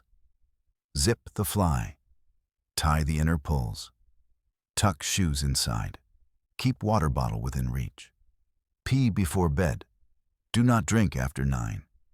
You write, do not say your name out loud if you wake afraid, a rule you don't have a reason for, but add because it seems like the kind of sentence people who have lived past certain nights claim.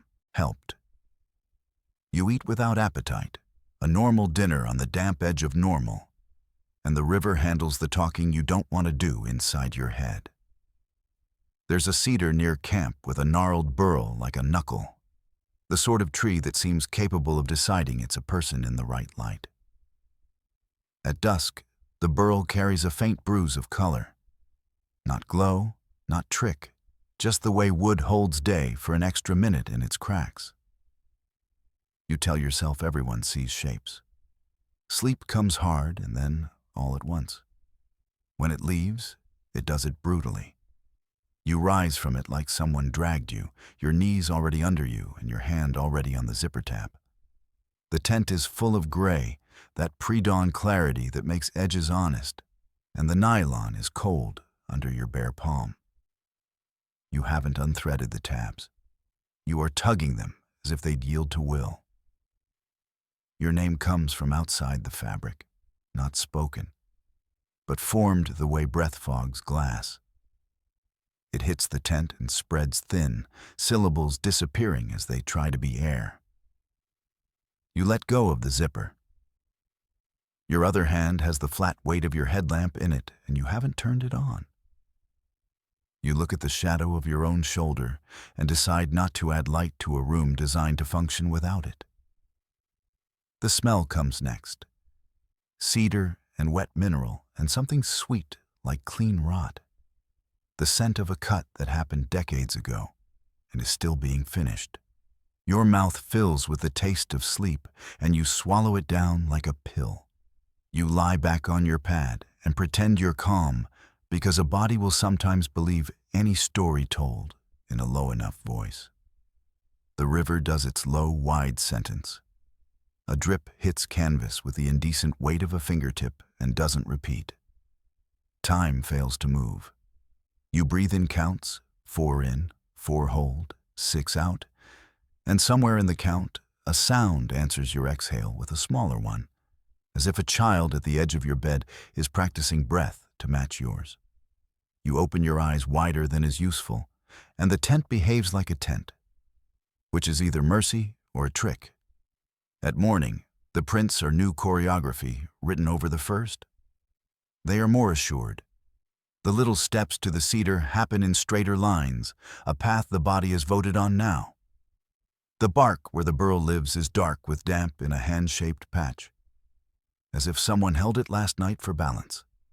5 fingers spread, thumb half missing, the way your own hand looks if you press it and lift too quickly.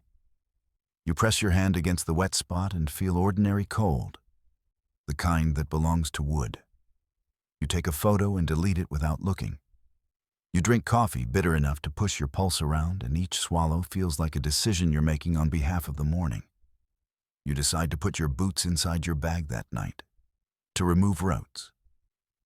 You decide to thread the zipper tabs and then tie a second knot in the cords themselves, something hushed and stupid and satisfying. You move the tent 2 yards because distance that small can feel like changing planets when fear is measuring. You consider breaking camp and driving until the trees thin and the river's voice becomes a story you tell yourself at a stoplight. You decide not to because leaving angry teaches nothing. You go to the cedar at noon and put your palm on the burl the way you might let a horse smell you. The wood is nothing but wood. A beetle pushes sawdust out of a seam like a tiny chimney. A beam of sun finds a patch of moss and makes theater out of nothing. The third night, you wake on your feet. There is no transition. Your body is hinged at the ankle and already moving when your mind climbs into it. The tent zipper is still threaded, and you are standing at it like a person waiting at a locked door to be let out by someone on the other side. You can taste your own sleep breath. It has a bitter, old penny metallic edge that feels borrowed. Your name approaches the tent a second time and almost holds shape. It fails charmingly at the last second, like a person trying to blow a bubble with gum that's lost its sugar. You say nothing back. You stand and your head invents a picture of the cedar as it must look right now. Its burl glowing faintly the way some rot glows, foxfire color, a bruise of blue-green in the dark. You promise yourself you won't check. You fail. Outside, the world is not light, but it isn't black. The river lifts a gray that the canopy spills back. The cedar is a body in that strange middle. The burl has a color to it you can't catch. You see it when you look away and lose it when you try to stare. The exact trick of bioluminescent fungi you've read about and never seen. If you cup your hand near it without touching, the hairs on your wrist rise as if a voltage is present in the damp itself. You place your palm on the wood, and it is cold and slick and almost indecently soft for a living thing. Your name is nowhere in the air. There is only your breath and the river and a quiet that feels participatory rather than empty. The next morning, the prints end at the cedar and don't return to the tent. Your mind, helpful, insistent, suggests you were carried. You check for drag marks that don't exist. You wait for outrage to arrive, and when it doesn't, you realize outrage depends on a belief in violation. And what you feel is a weirder thing. Collaboration. You didn't consent to that, nonetheless feels like something finished that wanted finishing. You pack. You leave the campsite the way you found it, because that's the rule. And because erosion isn't only for rivers. At the edge of the loop, a pair of hikers asks whether the haul of moss is worth it. You say yes with more certainty than you earned. Not because of what's on the loop, but because you have learned about rooms that ask nothing, and take what you bring and hand a piece of it back, polished into a story you can almost live with. At home, the first few nights are without event, and then the fourth is not. You wake with your feet tangled in the sheet near your bedroom door, your hand on the deadbolt you never lock, Your eyes wet the way eyes get when you've been concentrating too hard on something just out of sight. You move back to the bed and sit there like a kid who's climbed out of a window and climbed back in before anyone noticed. You buy a cheap motion camera because proof is a kind of mercy. And in the morning, it shows you. A person rising at 2:17, crossing a room with patience, placing a palm flat on the wood at shoulder height, holding it there, lowering the head as if listening to a low voice. Your palm print on the door is faint and damp in the morning light.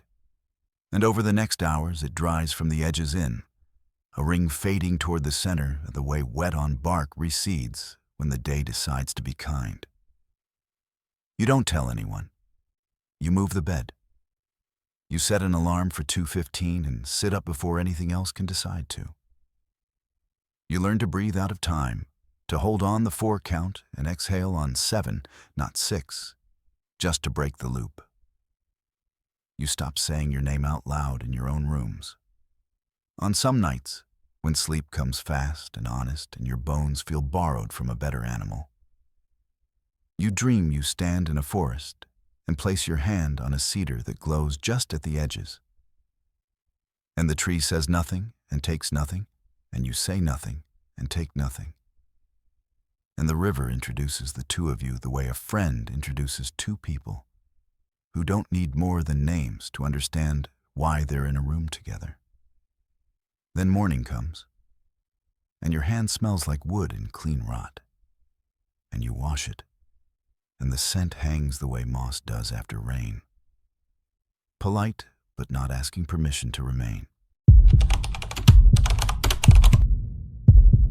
The first call hits at 9:13 p.m., the kind that lights the board without context and paints a small square of green on the map with a thin blue thread through it.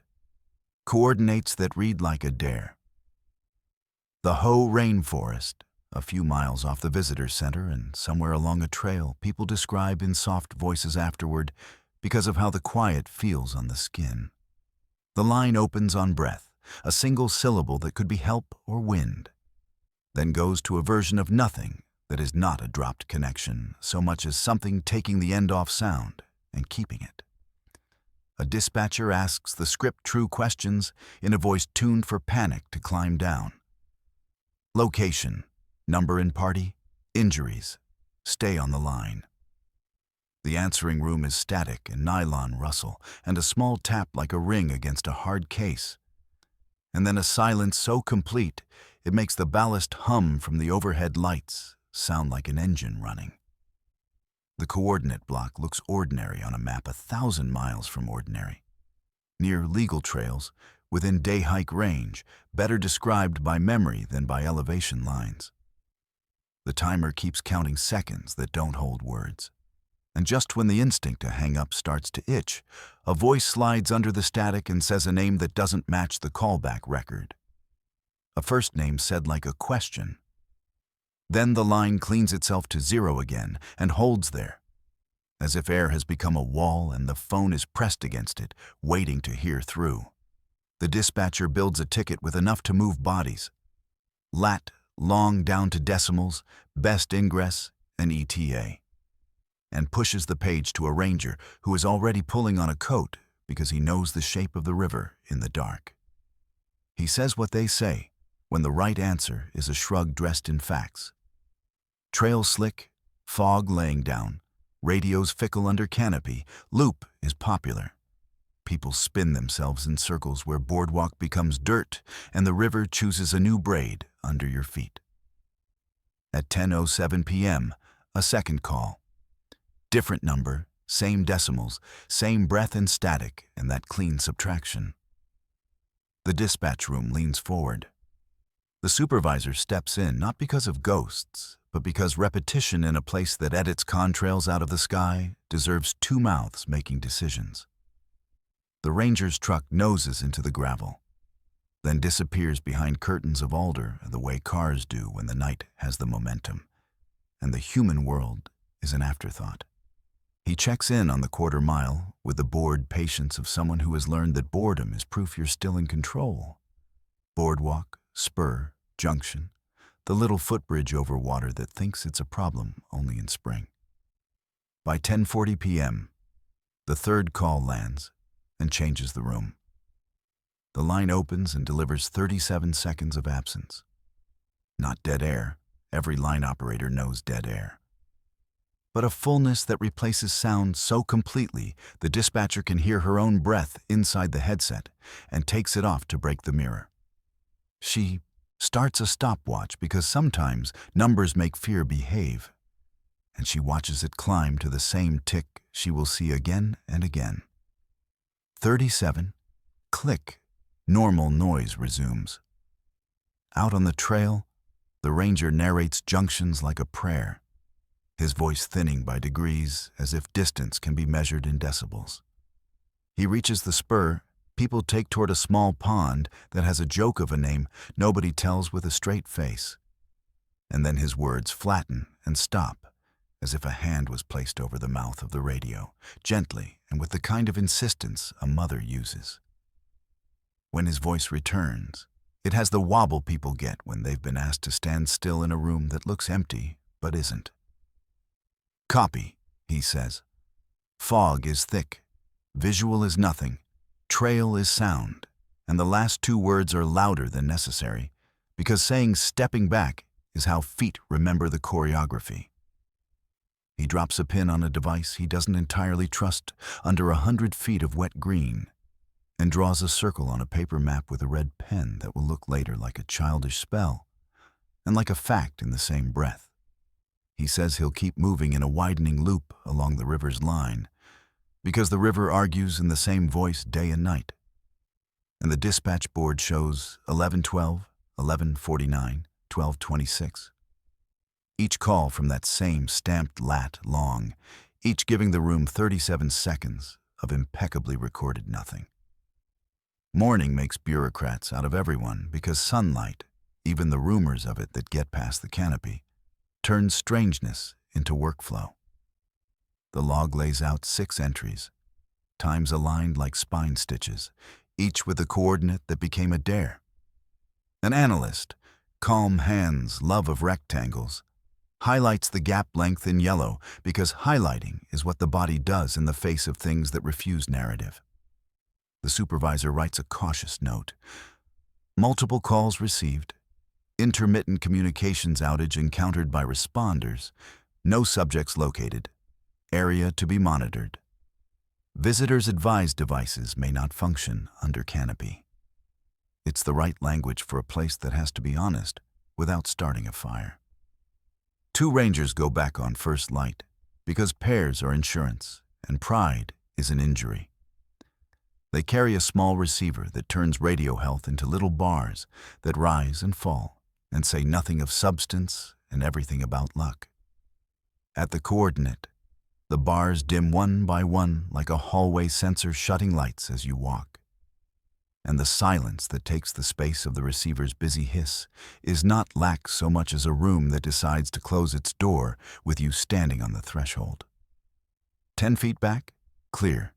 8, clear. 6, thin. 4, gone.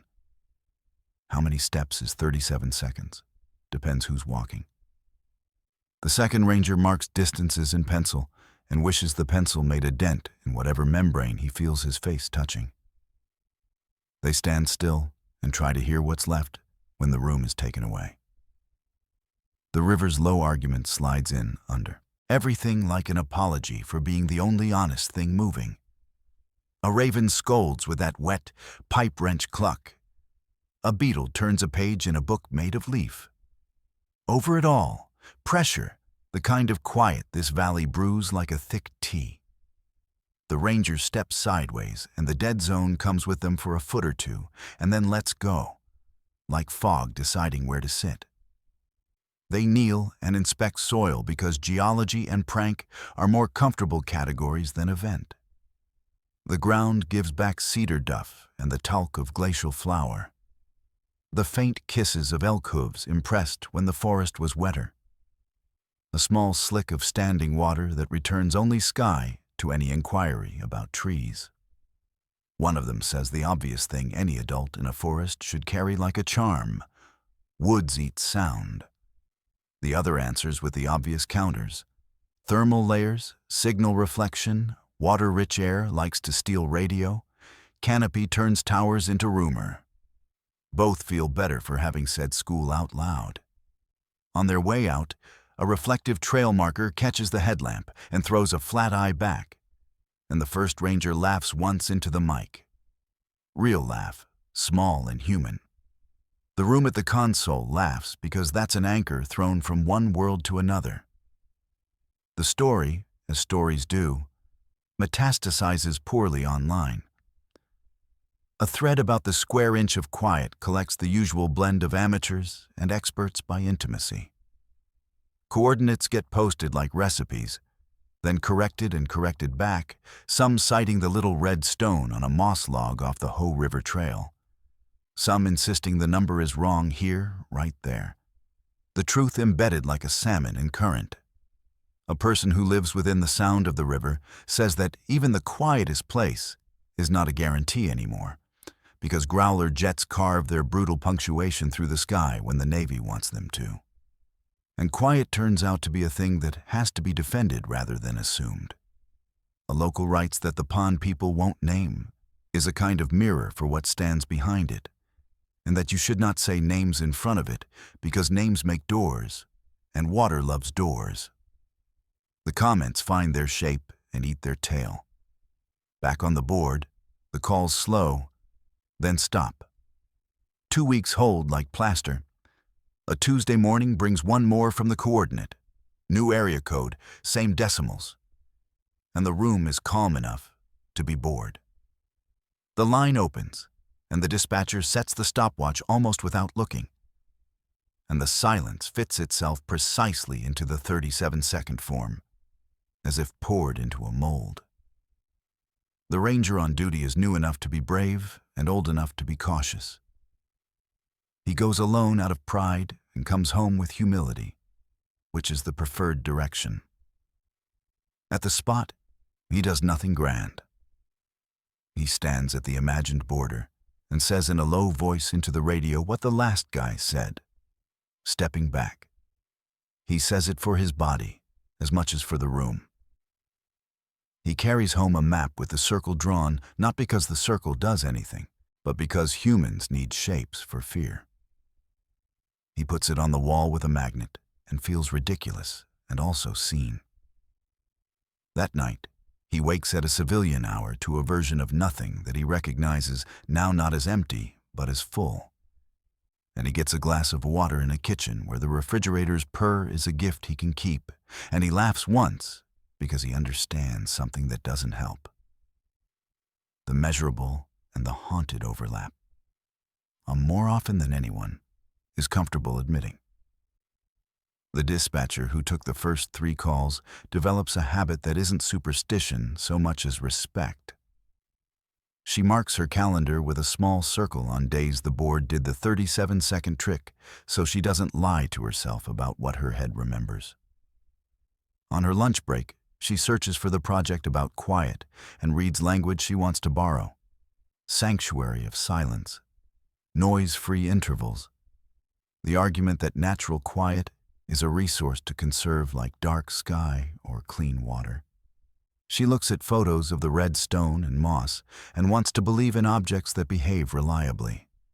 She listens to a radio story about the Ho and flinches when a little prop plane cuts the silence in the recording because even the quietest place comes with footnotes, and footnotes are the honest way to talk about the modern world.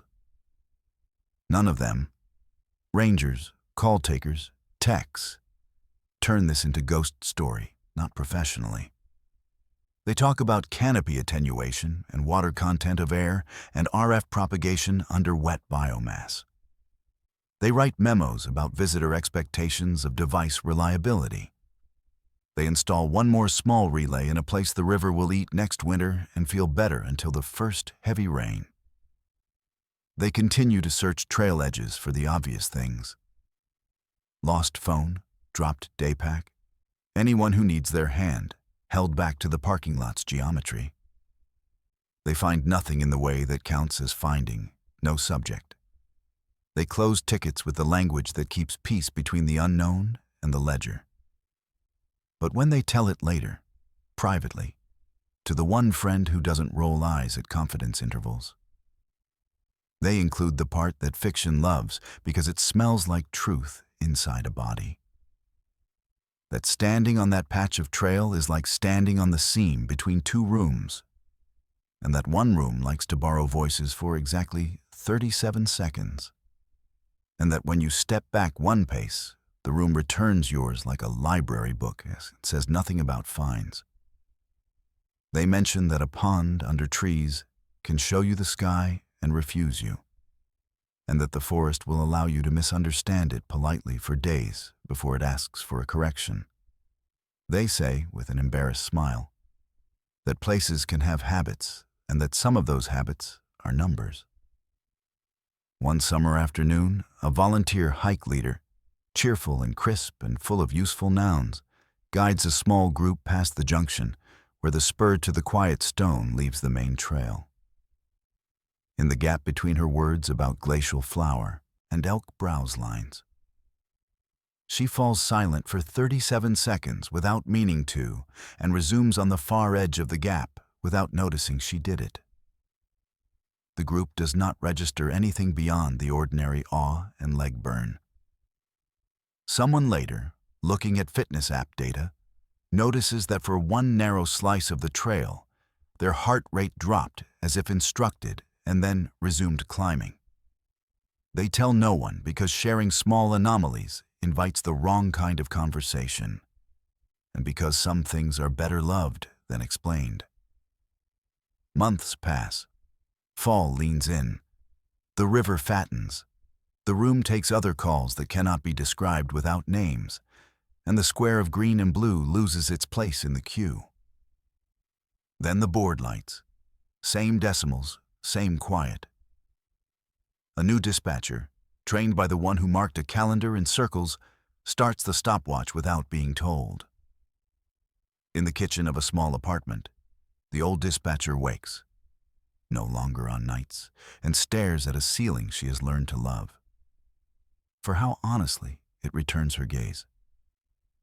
She listens to the building's small human song, pipes and fans, and the brave tendon noise of a neighbor's laugh, and lets the 37 seconds come and go like weather inside a skull. Then she drinks her water and goes back to bed. The valley breathes. The pond keeps its picture straight. The river argues in a low voice about gravity and stones.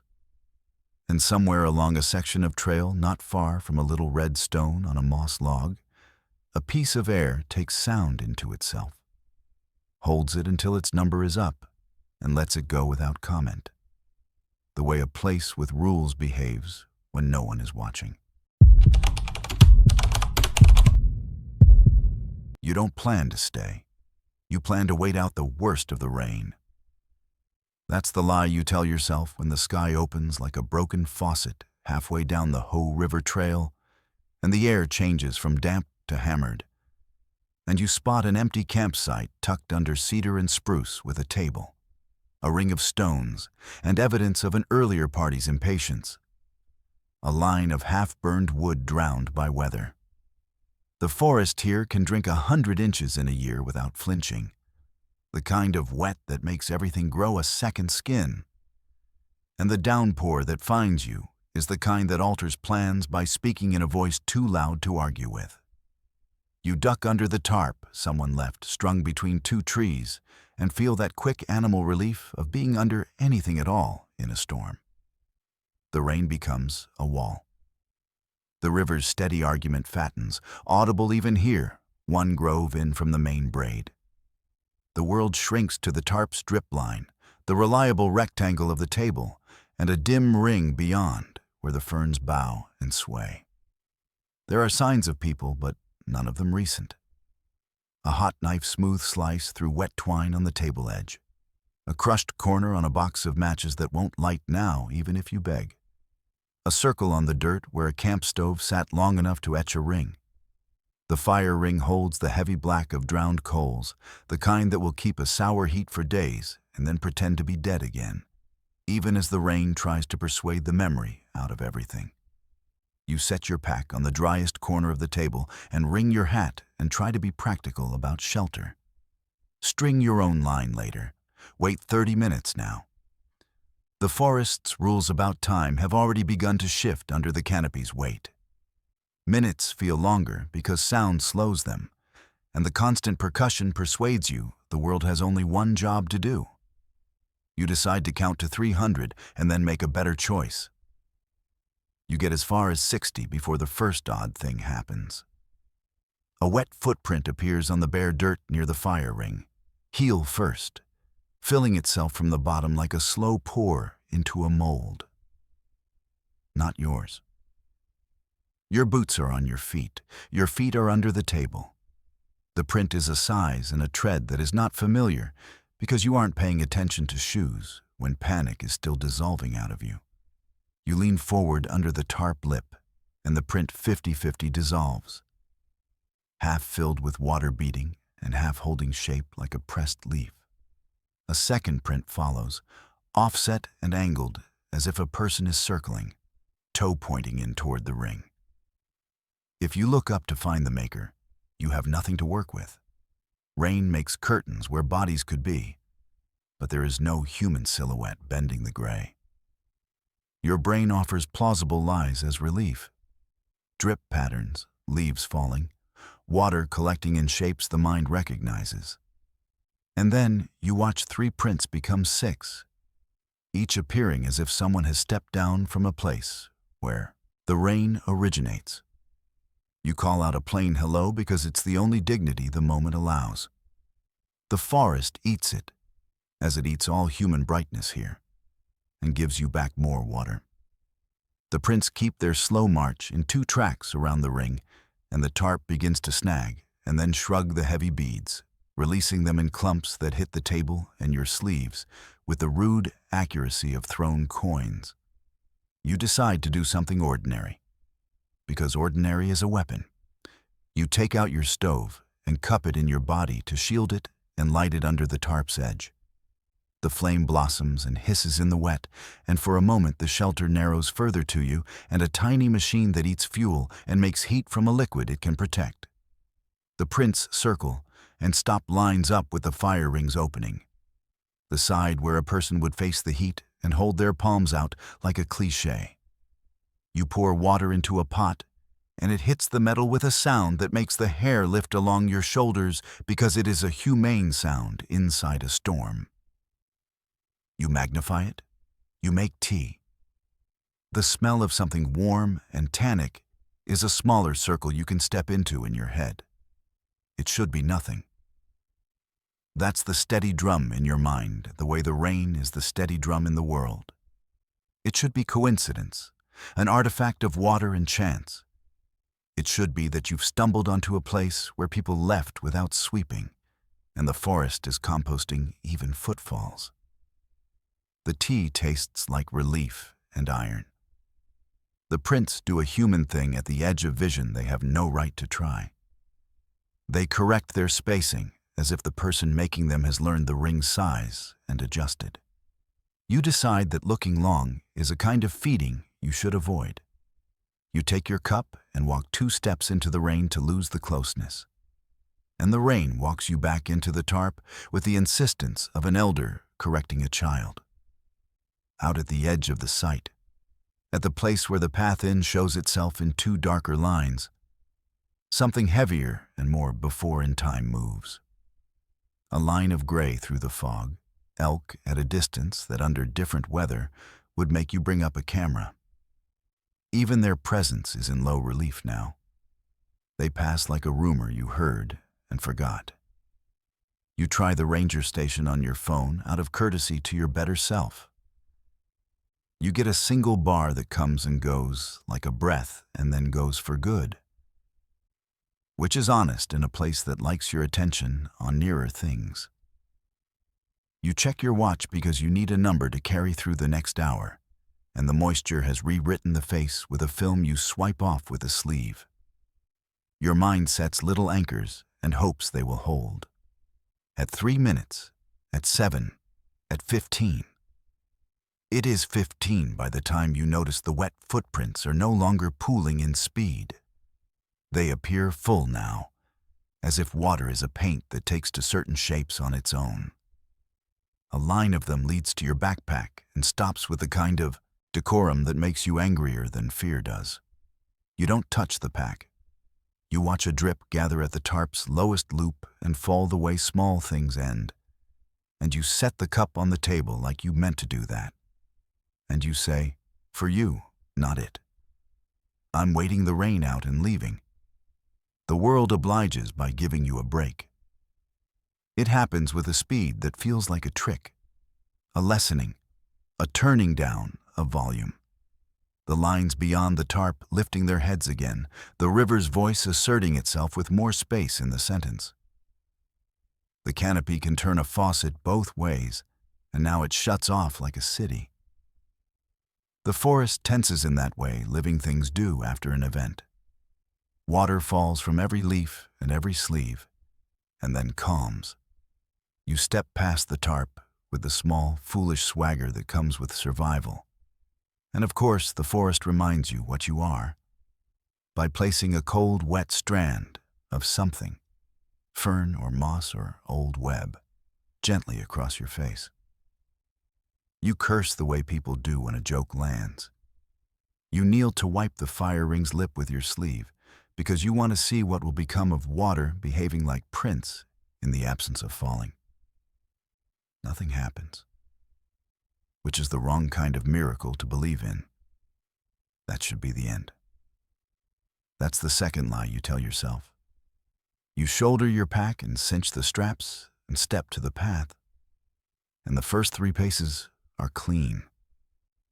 You look back because some primitive part of you wants to tell the sight thank you out loud, and you remember too late not to give the past a face.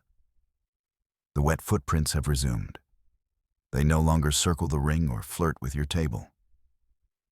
They stand in a pair at the path's lip, and then proceed in a line ahead of your actual boots, as if someone is deciding for you what direction you've taken.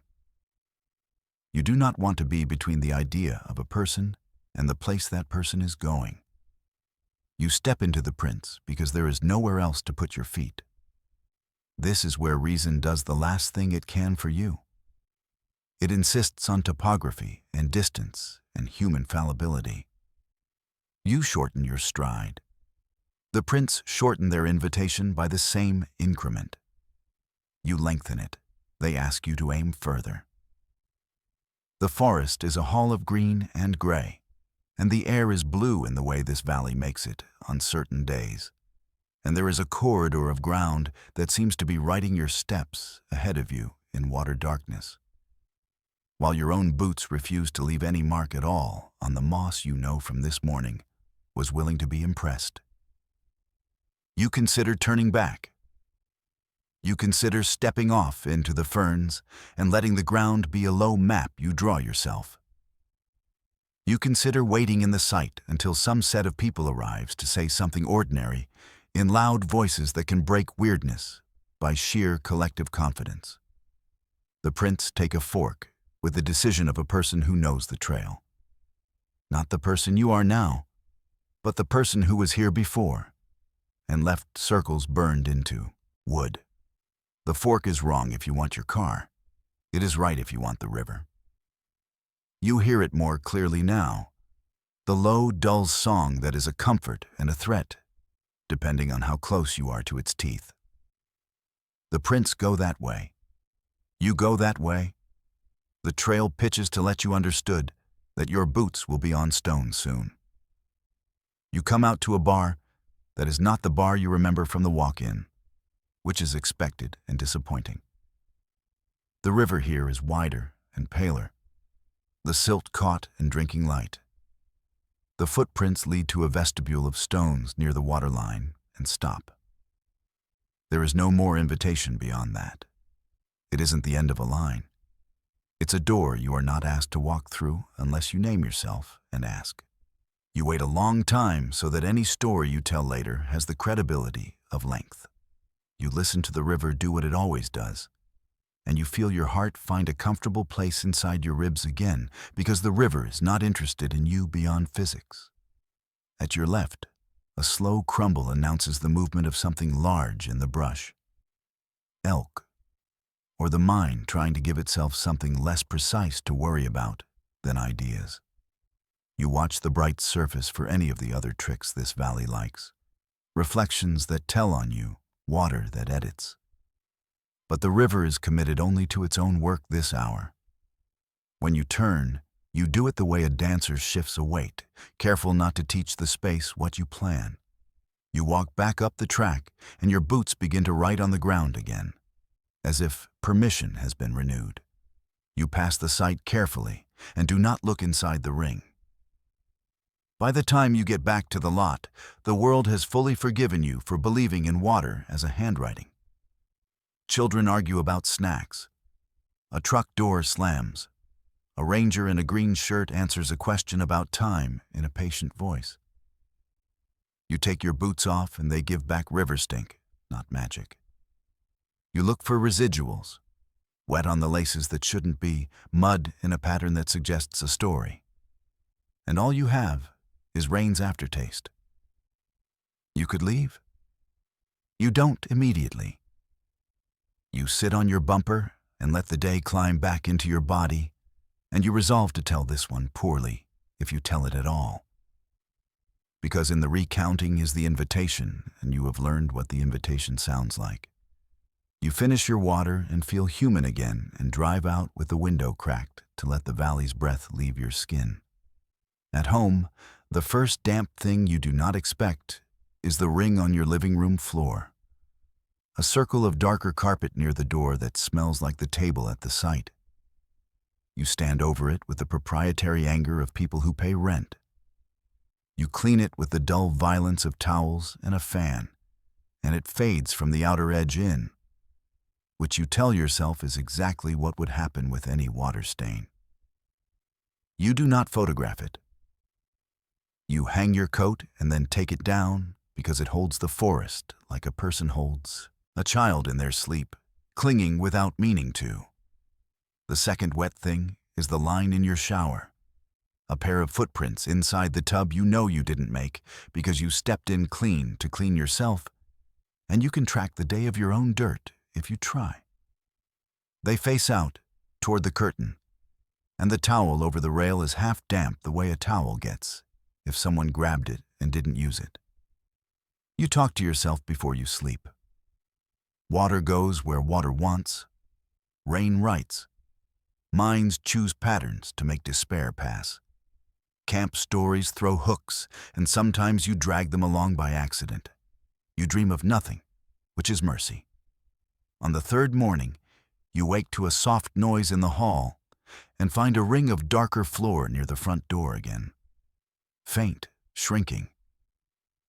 You open the door to humor the thought, and the hall is clean and ordinary. You kneel and touch the ring, and it is not wet. It is only cooler. You go on with your day, because people go on with their days, and the city exposes you to other rules you must obey. Signals, bleats, the shape of a coffee cup lid. Months later, someone tells you a story at a party about wet footprints circling a tent and stopping. And you feel the strange twin pulls of ownership and relief. Because the worst thing is to be alone in a weirdness that rain taught your shoes how to make. You ask where it happened. You already know. You ask if they spoke their name out loud when it was happening. They say yes and make it a joke, because otherwise it is the rawest thing. You tell yours without making it grand or weird, refusing adjectives that make the room tilt. You finish by saying, "It was raining so hard it felt like the forest had legs." And sometimes water collects on dirt in shapes that look human.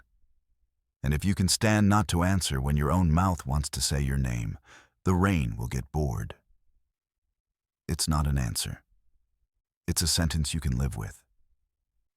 The next time you're back on that trail and the sky changes its mind and someone's tarp still hangs, you will step under it. and you will thank whatever surface made room for you. And when the first wet print appears at the fire ring, you will let the forest do its job, and you will do yours. Wait and listen, and leave without asking it for anything that has to come home. Dusk in the hoe doesn't fall so much as it thickens, and the camera hates it. He loved that hate, the way the sensors started lying, the way edges blurred into something close to memory. He'd shot weddings and houses and infants and 100 cautious deer, but low light was the place the camera confessed. And the hoe at last light was a place built to get a confession. He parked near the visitor center and watched the lingering families with their damp jackets and sugar-high kids dissolve into cars, watched the river's breath sliding low over the asphalt, watched the ranger pull the door closed with that practiced end-of-day gesture that says, "The real park is open now." He'd come for a photograph of quiet, which is hubris.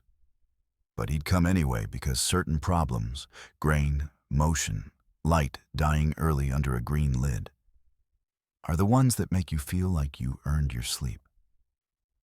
There was nothing mystical in the plan. He had a tripod and a fast prime, a body that behaved beautifully until it didn't, a plastic rain shell he'd hated since the first time it stuck to his neck, and a stubborn, civic desire to get the kind of image the people in town always claimed were impossible in a place like this, without flash. He walked the boardwalk to where the Hall of Moss opened its ribs and let his eyes go soft. Photographers work this place too much in summer and not enough when the day is closing, he thought, adjusting aperture with a mind that still loved numbers, even with a forest trying to dissolve them. His meter lied gently in the way it had learned to lie for him, and he composed with slow breath, knowing that held breath kills hands as surely as coffee does. He worked edges, not centerpieces. A lichen-thick limb crossing a lane of gold air, a cedar's flare glimmering like a skirt, a slow trickle making a stitch in the litter. He leaned into the camera's bad behavior on purpose, letting shutter drag just enough to make the moss look like moths. Every few frames he'd pull back and check histograms the way someone checks a sleeping child's breath, his face glowing pale for a second in the dim like a frog's belly. He was happy. It's a word grown men are allowed to use in a forest because there's no audience to punish them. The sound here was the river's long sentence and the almost silence that gets written into you whether or not the Navy is flying that day. And the only human noise was his own jacket making small, sweet complaints as he moved. He was close to done when a child's cry cut at the ribs of it. Not a scream. An "I'm not done" kind of wail someone gave to a parent who was moving them toward a car. He smiled at the normal, mechanical sadness of families trying to leave places that made them bigger and smaller at once. The cry came from back toward the visitor center, filtered by trunks and layer on layer of green. He drifted that way to catch the last shot, the one where you aim for the feeling of a place and get only its shape. The lot had thinned to a handful of vehicles and a ranger's truck that still had its voice in it even after the key was gone. He lifted the camera to get the long, low line of the roof against fog and clicked for the pleasure the thumb takes in ending. The first anomaly he wanted to forgive was a gray vertical along the roof line. A smear nothing. The kind of technological stutter you swear you could feel in your hands when the shutter dragged across a boundary it couldn't find. He chimped without shame. Professionals pretend they don't. They all do. And the frame did the thing you keep shooting for. Told you a secret your eyes missed. A thin, tall shape stood against the visitor center wall. An outline with no commitment, the sort of vertical this place is full of, but wrong because of its uniformity. Bark takes light in mottles and stripes. This took it as cloth takes it, flat and obedient. He could have thrown the hit away, could have labeled it emotion. ISO lied to the weeping edges of bad sensor math. He decided instead on one more for his pride. He steadied like you steady a mug on a narrow table. Shallow breath and knees unlocked. Last shudder of the day, he told the body. Earn it. He clicked. The shape didn't vanish. It saved a place for itself, a cutout the environment had agreed to host. He laughed once because laughter is the ancient thing you do when tools misbehave. And he said to the air without meaning anything by it, hold still. The air, polite and old, held. He took a third. This time the frame gave him the same outline, but a little closer to the edge, as if drawn to the lens. He felt that old, bad tickle behind the teeth that has nothing to do with fear and everything to do with humility not arriving fast enough. He lowered the camera and the roofline was only roofline, and the wall only wall, and the fog only the theater of ordinary air. He lifted the camera again, and the thing had stepped in so close that the frame caught a hint of a fold at what would be a shoulder if it were a person. There are solid explanations for ghosts in cameras. Low light does arithmetic wrong. IR from a motion sensor inside leaks, and the sensor interprets its own hiccup as an object. Compression takes one problem and builds a second out of it with enthusiasm. Moisture gets on glass and turns a clean line into pudding. He wrote each of these across the inside of his skull in a font large enough to read in a hurry. The little rationalist who lives inside people who make pictures made his case and was not persuasive because the feeling didn't match. An artifact doesn't feel like a gaze. He paced himself backward along the lot lines until he had a depth of field he trusted again, until the numbers steadied. The outline drifted in the frame like a polite person making room for you to back up. When the ranger came out the side door and saw him, he lifted 2 fingers in casual solidarity. Closing up, he said, in the tone men use at work when the darkness is close enough to be referenced, but not close enough to admit. You get your shots? He said yes because it was the simplest thing to say. He did not say, I think something is making fun of my tools.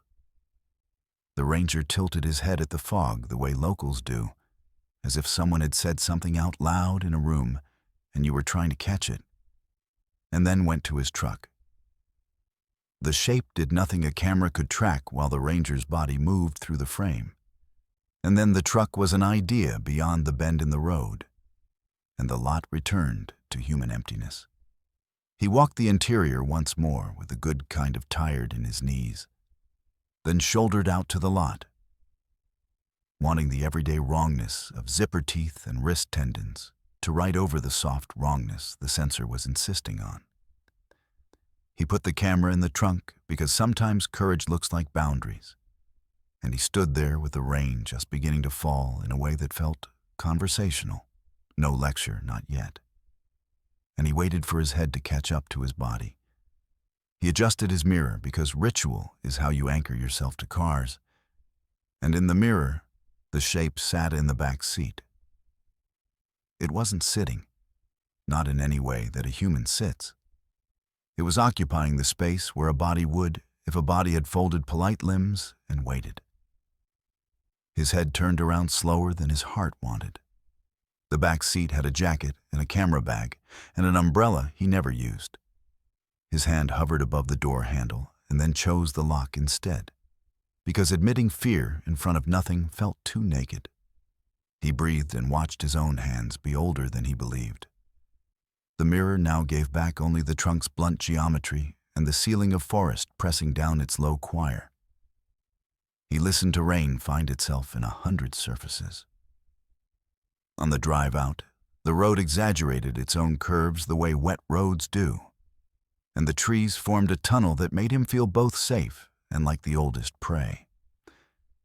He kept checking the rear view with the compulsion of someone trying to see a cruel joke coming. Twice the mirror offered him his own dumb face and the toy lights of a car behind him the way a city kudzu grows out here sometimes, fellow travelers in search of the same dusk. Between those glances, once, it gave him the outline again. Not in the back seat, but behind the car, tall and thin and the color of fog.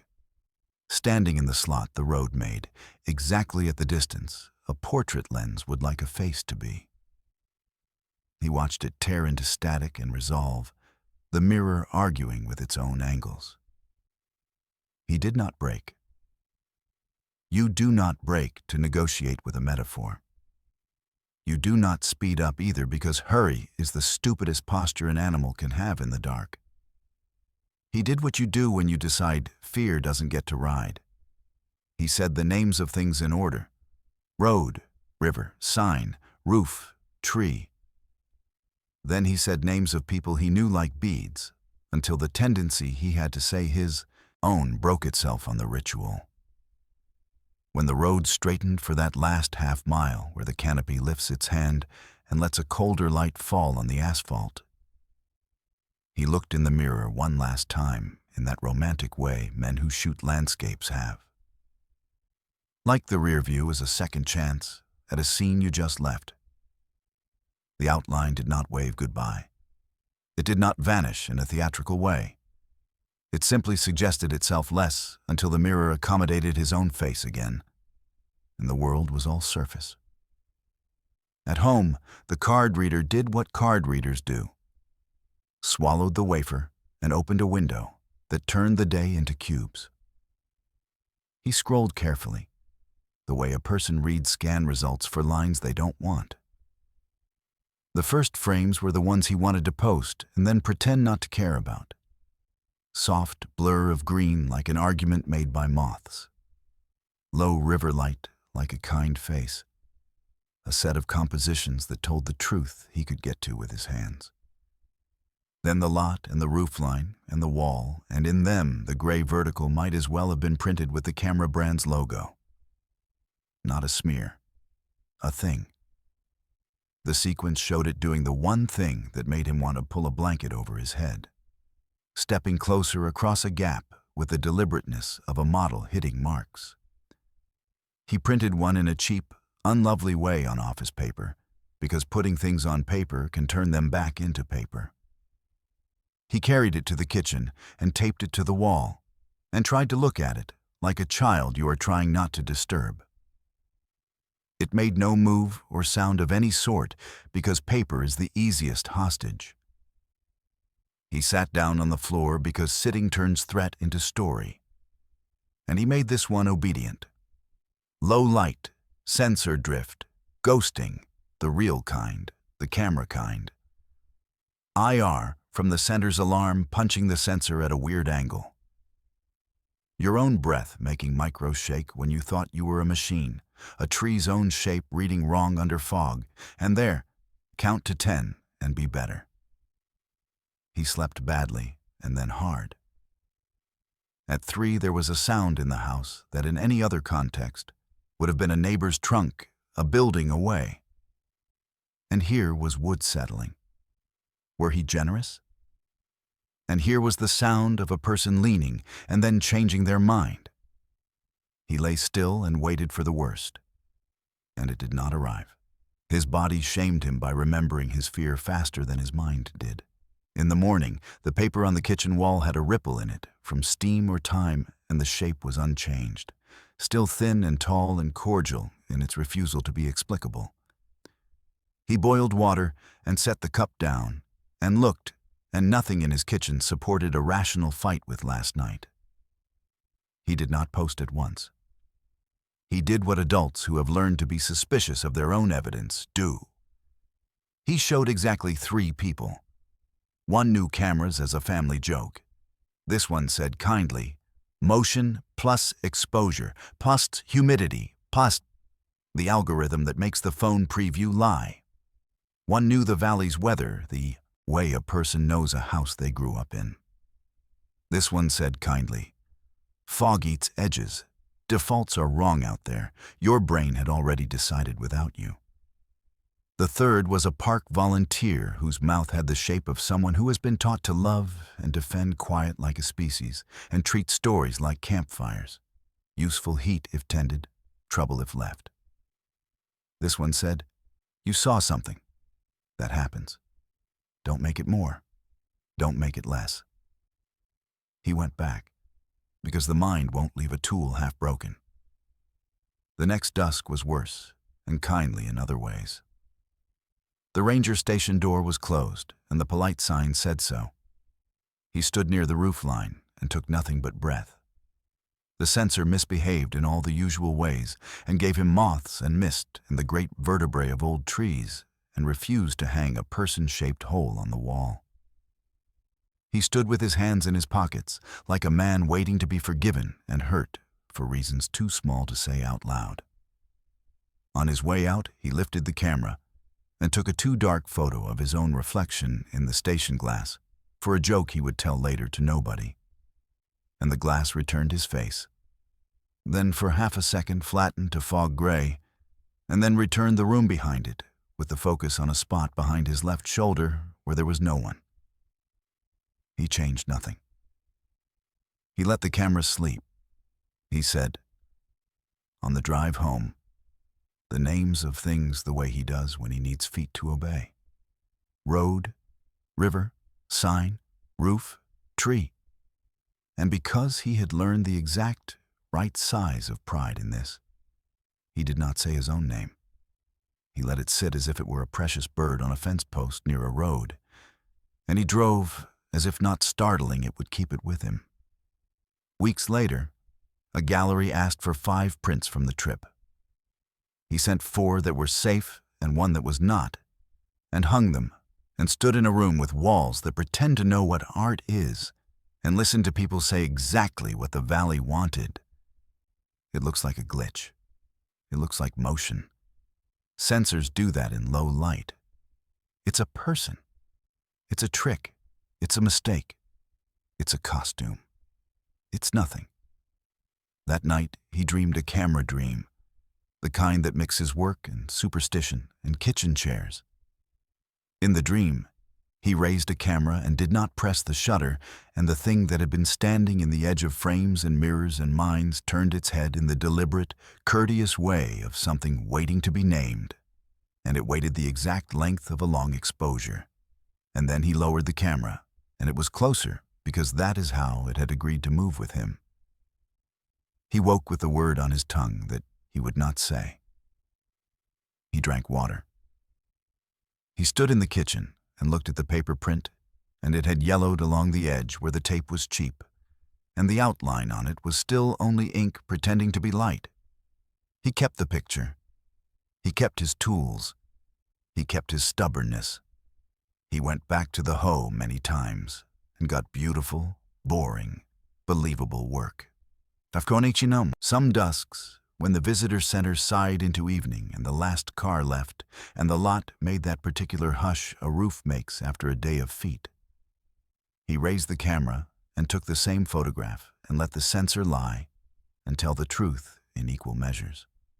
And when he checked, there were trees and fog and a wet roof and his own small, borrowed breath printed invisibly into every frame, and nothing else that could be trusted asserted itself. He counted that as good. He counted that as earned. He counted that as the kind of answer a place like this gives. Not everything you see needs you to believe in it, and not everything you don't see stops when you stop looking.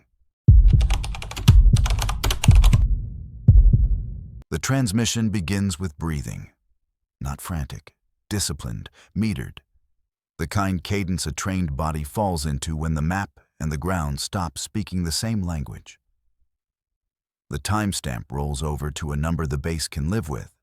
The GPS drifts, then catches, and the body cam feeds its narrow strip of forest to a screen that does not understand depth. The voice that breaks the hush is hers, low, steady, clipped at the edges like someone saving the consonants for later. Copy. On Hoe River Trail past Spruce Spur. Fog thickening. Returning to last known. If you've worked enough nights, you know the difference between a person pushing and a person conserving. She is conserving. The call-out started normal. An overdue solo day hiker reported by a roommate who only grew worried when the phone slept through its own alarm. Whole campsites emptying under an incoming front. Rangers doing the math on miles versus daylight. A storm line fattening over the valley that likes to pull rain out of air the way a hand wrings cloth. She drew the assignment because she knows this side. Because her feet hold the rhythm of boardwalk. Because she can mark the junctions in her head with the same certainty other people reserve for childhood kitchens. Before the fog pressed down, the plan was an out and back to confirm the car sat where it should, and to catch the easy margin where busy trails coax the lost back into lines. The plan shifted the way plans do when the canopy edits light until time becomes a rumor. What the camera sees is a pale tunnel and a lamp that refuses to be theatrical. The beam paints damp cedar bark with the same tenderness it would give skin. Her breath arrives steady. Under it, the river's low voice works at its endless sentence, edited by moss into something your ears have to lean into to catch. This is the part that, later, draws ordinary people to offices and kitchens to watch a small screen in a way that makes the muscles at the corners of their mouths go tight without them noticing. This is the moment where you can still tell yourself, she will turn around in the next 2 minutes and the tape will be nothing but professionalism. She narrates the ordinaries. Bridge, marker, blowdown. Her words pace the trail like a lantern in a book. Fog at ankle height becomes fog at thigh, fog at shoulder. The beam picks up the white rib of something dead and doesn't linger.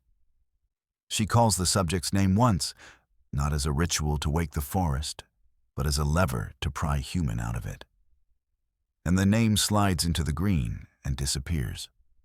The base doesn't say the thing they are thinking. Don't say it more.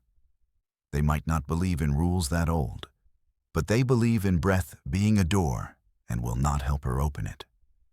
At a junction that should be the one before the little pond with a 2-storied name, the camera yawns, left, right. A small camera tilt that in a living neck means, where are the edges? She says, copy to nobody. To herself. To the notebook in her head. She breathes, and the microphone hears the sound of a jacket whispering against a strap.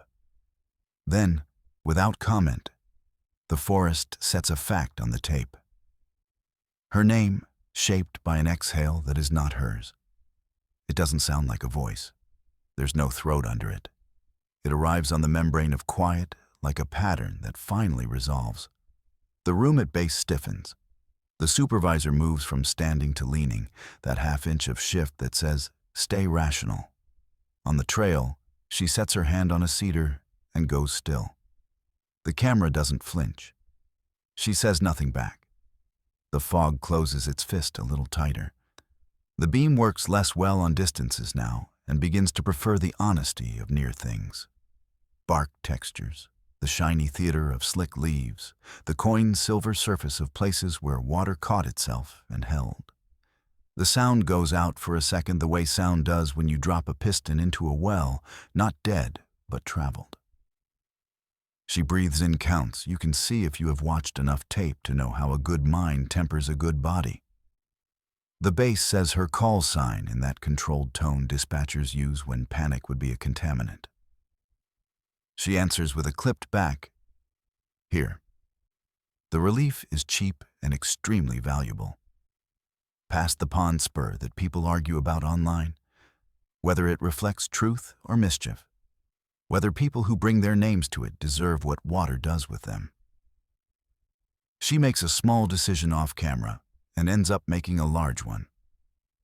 She leaves the main drag to check a game trail cut, because most mistakes begin as small permissions. The camera dips and the forest obliges by moving closer. The tape gets good in the way that makes good people hate themselves for saying it. The mist takes shape and then doesn't. The beam catches suspended droplets that sparkle like bad jewelry. The grounds give translates into a soft, intimate noise you know your shoes have made 1,000 times, even if you don't remember it. She says copy into the fog, without depressing the mic. A thing people do when they need their mouths to reassure their feet. The next minute becomes the kind that needs to be measured to be believed. The audio drops to a fullness that is not absence and holds for 37 seconds. Not 36, not 38. A number that means nothing and everything in a valley where quiet has habits like any other animal.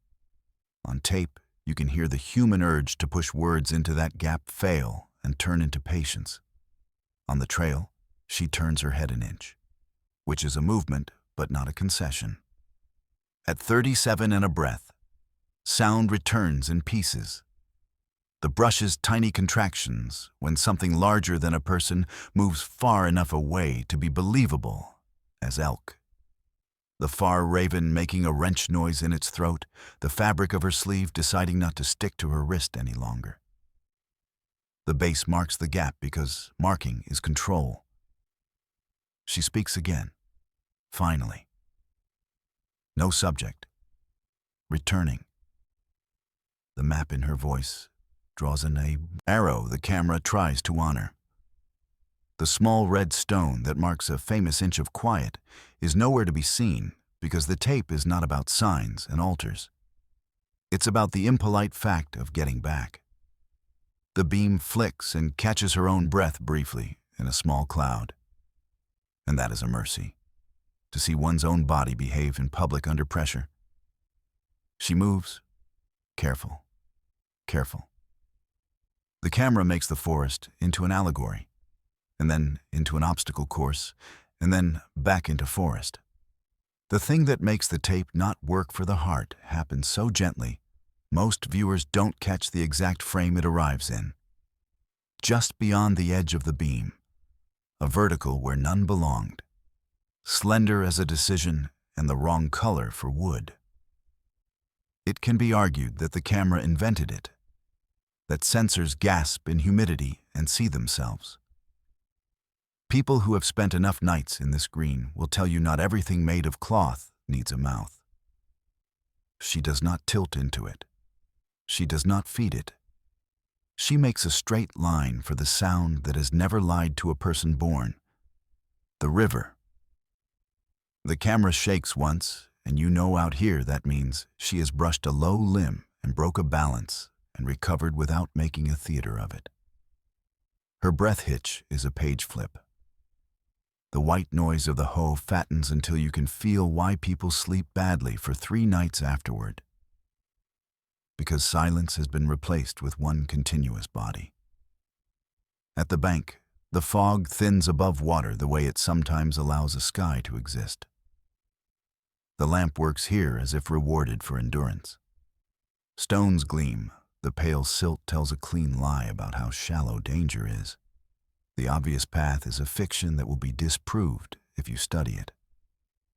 She kneels because that's how you tell your calves not to do something stupid. Her hand enters the frame, and she touches a wet rock that obliges by being precisely what it claims. When the name comes again, it comes from out across the water. Shaped by a breath that could be the valley's, and the camera's mic takes it with the same indifference it takes rain. The bass says her call sign with a stitch of warning in it now because you do not annoy rivers with theater. She does not answer the name. Hers. She says stepping back. She stands and the beam takes one last, indulgent pass over stones that will look the same for the next 1,000 people and will betray half of them if they think they know them. She turns, and the camera returns to the hard, daily miracle of a trail reappearing underfoot when you need it. Somewhere between river and boardwalk, the fog finds a playful mood and drafts with her. The tape catches small human inventory, the slight slide of a boot on duff, the clack of a clip against a buckle, the small click of a radio's push to talk when the thumb tests it without sending. She speaks to bass to keep the line alive, and her mouth does the subtle, messy thing mouths do when they are refusing to say their own names. When the outline steps into the world where numbers can be attached to it. It does it at the edge of a sign the beam licks into existence, Next junction, 1/4 mile. Tall, thin, the uniform gray of a flag in rain. The lens refuses to put a face on it, and so do responsible people. Watch 100 times, and you will argue 100 different rational anatomies for it. Low branch shoulder with epiphytes making a sleeve. 2 trunks married by moss to look like cloth. A trick of depth where a hallucination of nearness happens to everyone with a light at some point. Watch once with the sound off, and you might feel your own throat behave like someone is trying to breathe at the same time you are. She does not move toward it. She does not flinch away. The beam moves right as if it had been politely asked to, and then the tape troubleshoots itself into a mechanical problem. A 3-second smear. A whiteout like breath on glass, a static pop that feels like winter. And then clarity. The sign remains. The gray does not. She makes the boardwalk like a pilgrim who did not believe they would again. Shoes on wood is the most forgiving sound in the world, in a place where soil takes prints it will not explain. She narrates countable nouns like she's been taught by people who learned not to feed the jazz of fear. Rail, step, turn. The beam paints screws that have rusted in decorative ways and checks for elk that sometimes take their constitutional at dusk on this exact stretch and settle a day's argument in a gesture. The base calls times, and she answers with the kind of clean their training hopes for. This is the part where people let their shoulders drop and then realize they did it too soon. At the last bend before the visitor center's roofline, the tape goes to that fullness again. 37 seconds. The stopwatch in the room will later confirm it, and half the staff will claim they could feel it in their back teeth before they saw the number. The world holds the sound of her breath outside your reach and then returns it as if it had only borrowed it to read it. She stops in a human way. You can watch her learn the number for what it is, not a threat, a habit. She says copy and laughs one syllable at herself because sometimes sobriety tastes like laughter when you don't have a better word. The building arrives out of fog like all honest shelters do. Too sudden, too square, too good. The camera picks up reflective glass that returns only lamp and fog and a suggestion that rooms are real. The radio thickens with indoor life and stray static, and the relief in the bass's voice is something you cannot write into a report without making a fool of language. She steps under the roof overhang. The tape catches something ordinary. Keys moving in a pocket, coins declaring themselves, and something almost, but not quite. The polite sound wood makes when weight is set on it, not by feet, but by care. The microphone wants to decide if it was rain, finishing small jobs on an eve, or someone setting a tin down on a table a long time ago. It doesn't decide. Inside on the bench, she sits down in the frame you can infer from the angle of the lamp, and you hear the sound that tells you the body knows it has permission to be less. The bass asks if she wants the next team to push further. She says yes without drama, a word so clean you can hang something on it. Her voice is her voice. Breath stays inside the frame where it belongs. She gives her time and her least bad guess at what the fog thinks the map is today. The tape is almost over. The room at base has restarted its other jobs. People begin to unfreeze in the practiced way work demands. The last 30 seconds of the card are the ones that make strangers sit on folding chairs in briefing rooms and in living rooms, and in every room in between, with a stillness their lives do not otherwise permit. The camera, without authorization or hands, rotates a degree toward the vestibule. The beam licks the glass and comes back unblessed. In the pane is the most boring reflection in the world, lamp, shoulder, cap brim. And behind that reflection, for a shape's width and no more, something stands with the patience of a person who has waited 100 years to be introduced properly. Tall, thin, gray as new fog. The shape does not reach for her. It does not own the room. It waits one exactly human second for nothing, then dissolves the way honest water does when something drops into it and fails to keep itself together. The card ends not with drama, but with a battery warning chirp and the sound you've come to love. The little knocks of a person ceasing to prepare and beginning to exist again. Later, the report will say what reports must. Subject found next day by second team. Cold and embarrassed. 2 miles down an unmarked spur. Weather deteriorated. Upper Ho Road temporarily closed. Organized search shut down on schedule. Communications intermittent near the known point of outage. No injury to responding personnel. A second report will be written for other eyes about a trend in outages that behave like measured events, with a suggestion for a relay that winter will eat anyway. The tape will be archived under a number and a date and a line that doesn't mention a person-shaped negative at the edge of glass because there is no field required for that, and work cannot hold it without spilling. What she carries home is not the tape. It is the number that taught her breath a new corner. It is the sense that some valleys own habits, and you can either learn them or be inconvenienced. It is the memory of not saying her name when the air put the shape of it near her ear without the burden of a throat. When she wakes in her small room in town at 3 a.m. to a quiet with walls and a refrigerator that hums in an ugly, comforting way. She counts to 37 and lets the world keep being a world. She doesn't watch the card again because that would be a kind of feeding. She doesn't tell a story because stories make doors. When the call goes out the next time, fog, someone who misread the way the river gives false shallows. She puts on her coat and touches the edge of the bench on her way through the visitor center without looking at her hand afterward. If you want to believe in hauntings, the tape will let you. If you want to believe in habits, of fog, of signal of a valley that likes to hold your breath and offer it back measured, the tape will let you too. The truth is a thing the Ho is good at defending politely. It watches and waits and teaches the patience and confounds the proud and, now and then, puts an outline in a window so you can calibrate your fear against a body instead of a number. And when it lets you go, you leave with a silence inside you that is heavier than sleep and lighter than dread. And you conserve it the way trained bodies conserve anything worth keeping. If this kind of story holds you the way the valley holds breath, subscribe and stay close. There's more waiting in the quiet. Join the next descent into the dark with verified fears.